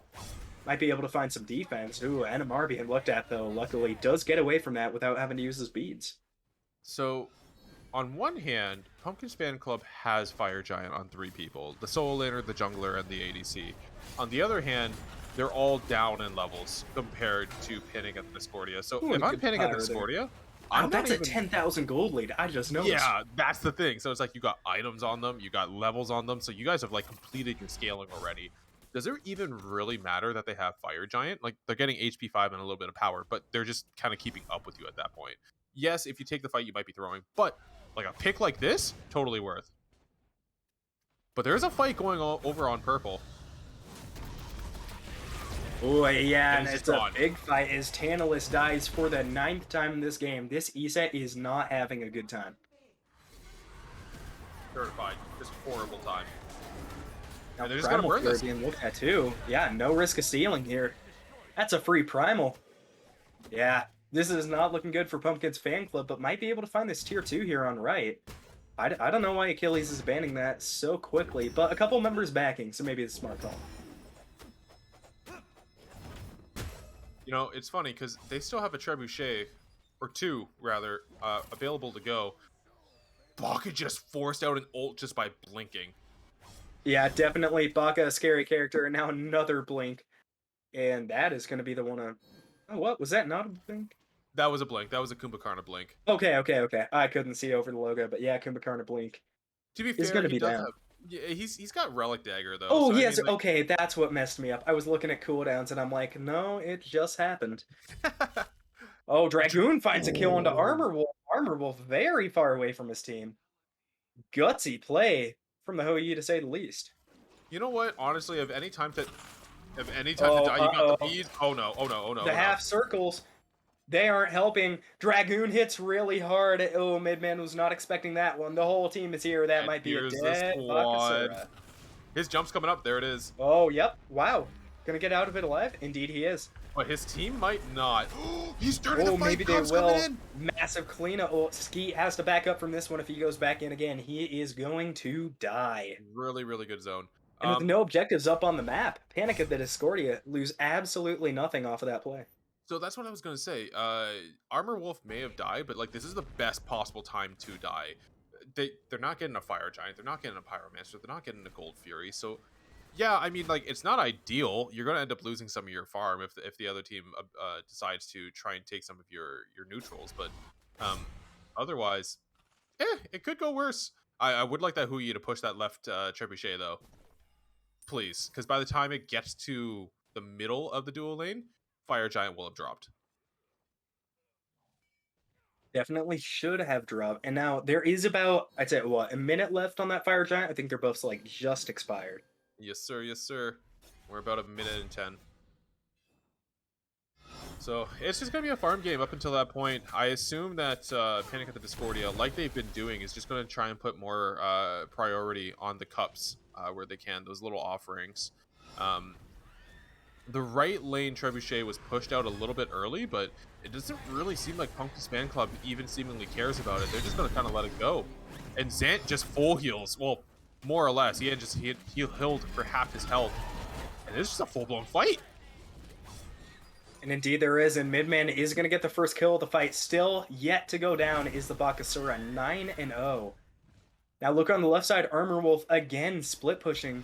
I gotta kind of question that at some point. Maybe seems like Panic could have won a couple more of these team fights if they had the ADC. Can't speculate too much though, as I would fights think are so. going on in the mid lane. Gonna Skeet might be back. being looked at here, is going to be pretty low. Brown's Eye coming over. Can he stop the back? No, he cannot. Oh, and there's trouble in mid. Crescent picks up Dragoon. And it's Skeet is at half health. That is so Whoa. unfortunate. And here comes the Fire Giant. Yeah, and this is a dangerous one. They have to step up to this Fire Giant, I feel like. They gotta go to the trebuchet first. It's going straight to your bird. You gotta get that trebuchet. So Pumpkin's fan club is gonna walk on over to right lane, and this Fire Giant's just gonna get burned down. Yeah, I think it is not really in any danger of stealing here. Gamazot stepping up going to be entirely too late, and Amar just has to watch it fall before his eyes.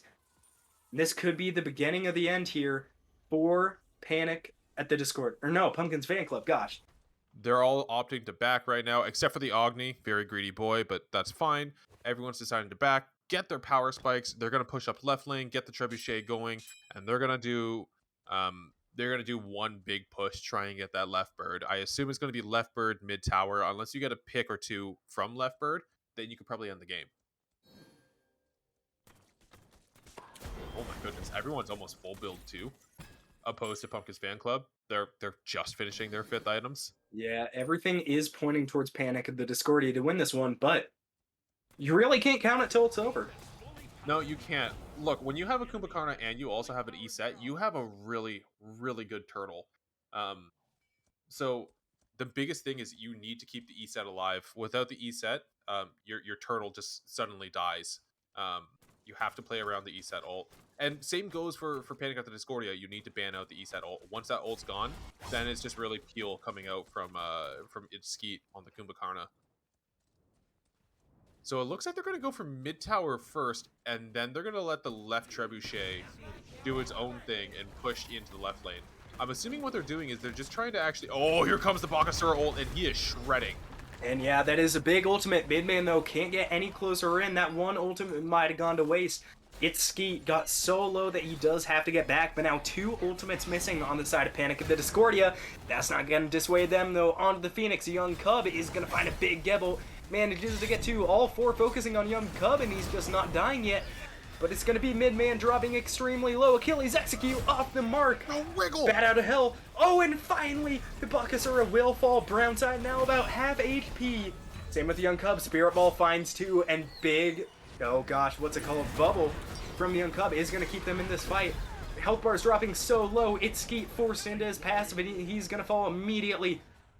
Grassin does get credit with the kill. Now a 4-on-4. They're going for this left Phoenix.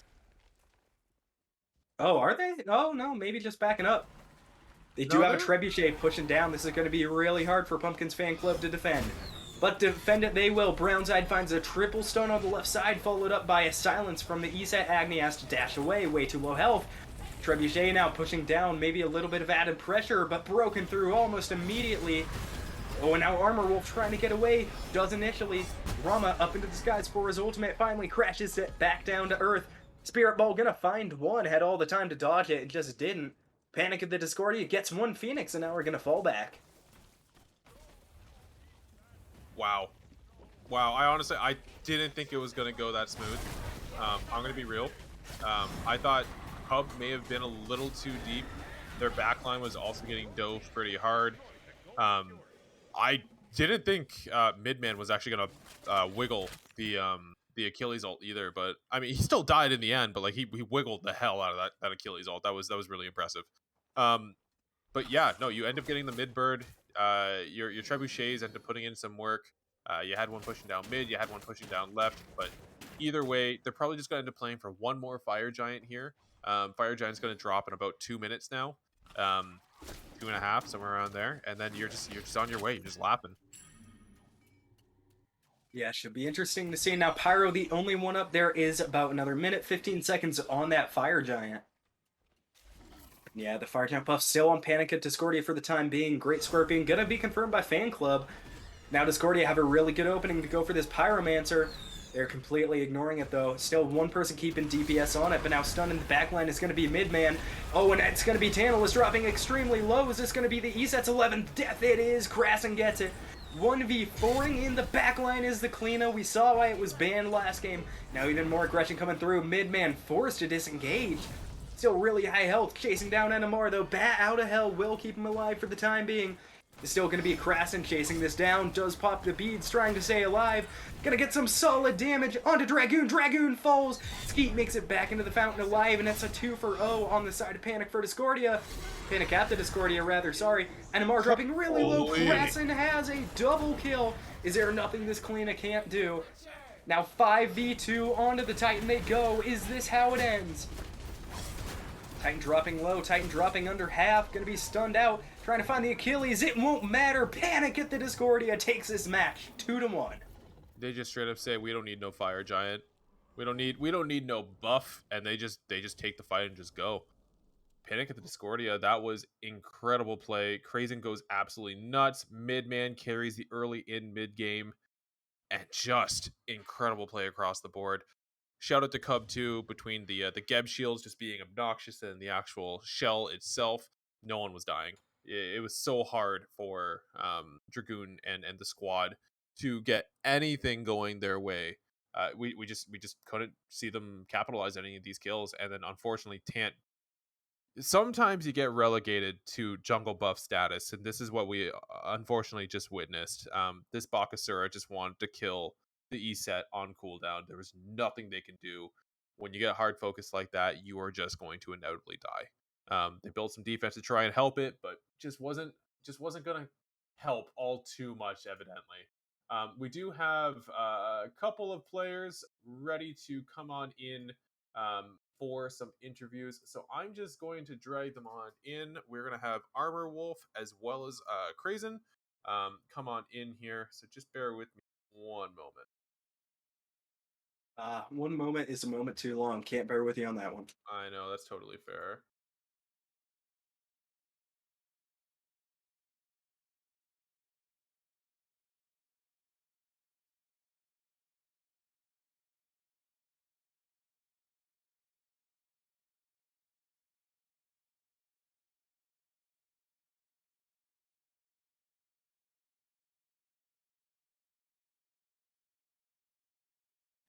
Hello.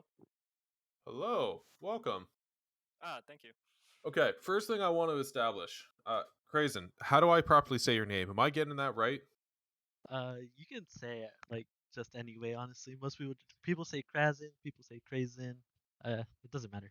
I Okay, believe I was saying Krasn that entire game. I believe I've been saying Krazen like the dried cranberries. Um, Oh, gross.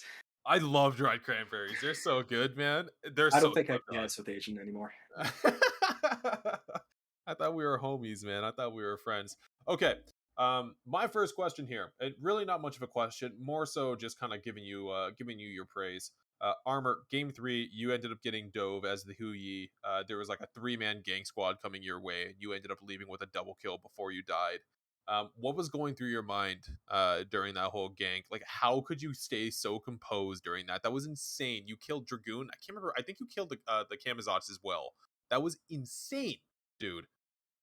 Well, as a Hoyi, what I want to do is I want to focus on who's gonna try to dive me because they're both being zoned by my ulti. So what I want to do is I want to attack whoever's the closest to me so I could get that lifesteal in. Um, so seeing how Enamar was be- was pretty much a threat there, I marked him and I just kept on wailing him while zoning, using my ulti to my advantage to zone. Um, I'm not gonna lie, that bounce was lucky as shit. That was not planned at all. Calculated. So it was just a pleasant surprise when I got the double kill. Um, I would have gone out with that if I lifestealed a lot more, but in the end, I just died to Kumba ulti. I mean, you put in work. There's not much you can ask. I'm pretty sure I was voicing that you were just going to die. I didn't think you were going to get anything for that, and then all of a sudden you get a double kill, and then we're sitting there praising like that might be the best ADC play we've ever seen. So that was absolutely cracked. Um, what else did I want to mention? Krazen, Mr. Dried Cranberry yourself. Um, your last Clio game, you just capped it off with what I think was a delayed triple kill or a delayed quadra. Either way, you went 6-0 at the end of it all. Um, yeah, so fair to say, probably one of your better gods, or how does that work exactly? Uh, Cleo's just super like aids to go against. Like you never die. You just ult the wave and go farm. And like late game, I just create room so like Armor Wolf and my mid can just like recast for the most part. And like my dive with midman, a lot of times we always get a pick or like we're just creating so much space to the point where like it looks like our team's just snowballing. Like we always lose game two, but like game 1 and 3 is usually just a stomp. At least you guys are consistent. I like that. I like that. Yeah, Midman put in some work. What was the decision there? Did you guys all just kind of agree the E set was not going to play this game, like they're just going to play it in grayscale, or was that simply a midman decision? I'm just going in, and I mean, best of luck, brother. Like, how did you guys come to that conclusion? And do you feel any sort of remorse, or do you feel bad at all for the E set? Because that was hard. No, Um, he played Cuckoo 2 games in a row. He deserved that. um, honestly, I think the E says where their draft really fell apart because what made Tant so well in game 1 and 2 was because he was actually positioning very well while disrupting us from actually getting to the fight with his tornado and his ulti. So when you take that away and put in the E set, it kind of like He's bound to get dived on. There's no way you could position yourself with Eset without getting dived by Bakasura. Totally fair. Totally fair. Fisher, do you have any questions here? I think I was just gonna. The one question in my mind was actually about Tantalus. Like that was such a drastic turnaround from Game Three, after he did really really good in the first two games. But I gotta know, Game Three, did you switch anything big up strategy wise, or do you think it was more the team comp that really propelled you into that one? It was Uh, for us the pick and ban phase. We were like just strategizing. We're like, okay, we're gonna ban Cuckoo, and that's gonna give us something like OP that's gonna be open. And we chose Bakasura there. Yeah, the Bakasura pick did play off massive. But I was gonna say, all in all, a really clean game. And correct me if I'm wrong, that was your guys' first game together? second. Yeah, Second. Damn, it's already week two in Premiere, bro. I'm behind. Yeah, yeah, you guys look clean. You guys look really clean. Your guys' macro play is just on point as well. Thank you. So, yeah.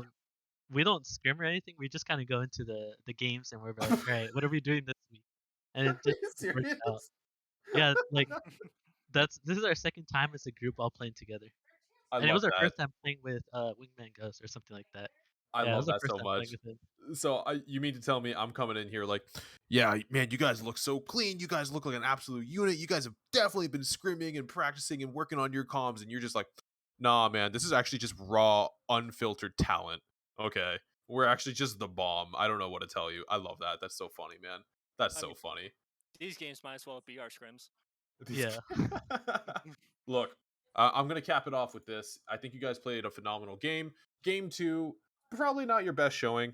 Cub did turn into a jungle buff on the Khepri there, and you hate to see it, but that's all good. It happens.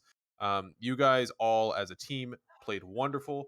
I did think you guys have been scrimming a lot because your guys' synergy was on point. Your guys' front line was just impossible to deal with. But all in all, amazing set. Well done. Congratulations, guys. Enjoy the week two win. I believe you guys are now 2-0 on the season. That is correct. And we got 3 more weeks until the mid-season shuffle. With that being said, I am going to close the stream off here, guys. It's been fun. We are going to end up going and rating another streamer. It's going to be iNublet. So we're going to pass that off for now. Really, Uh, sorry. I'm sorry. Really quick, I do want to shout the enemy team. They played really well. They are my boys. I love all of them. They are the homies, and they played really well game one and two. I wish for I'm a them to. huge Brownside fan, so I understand. So am I. Yeah. Oh man, he just does some stuff.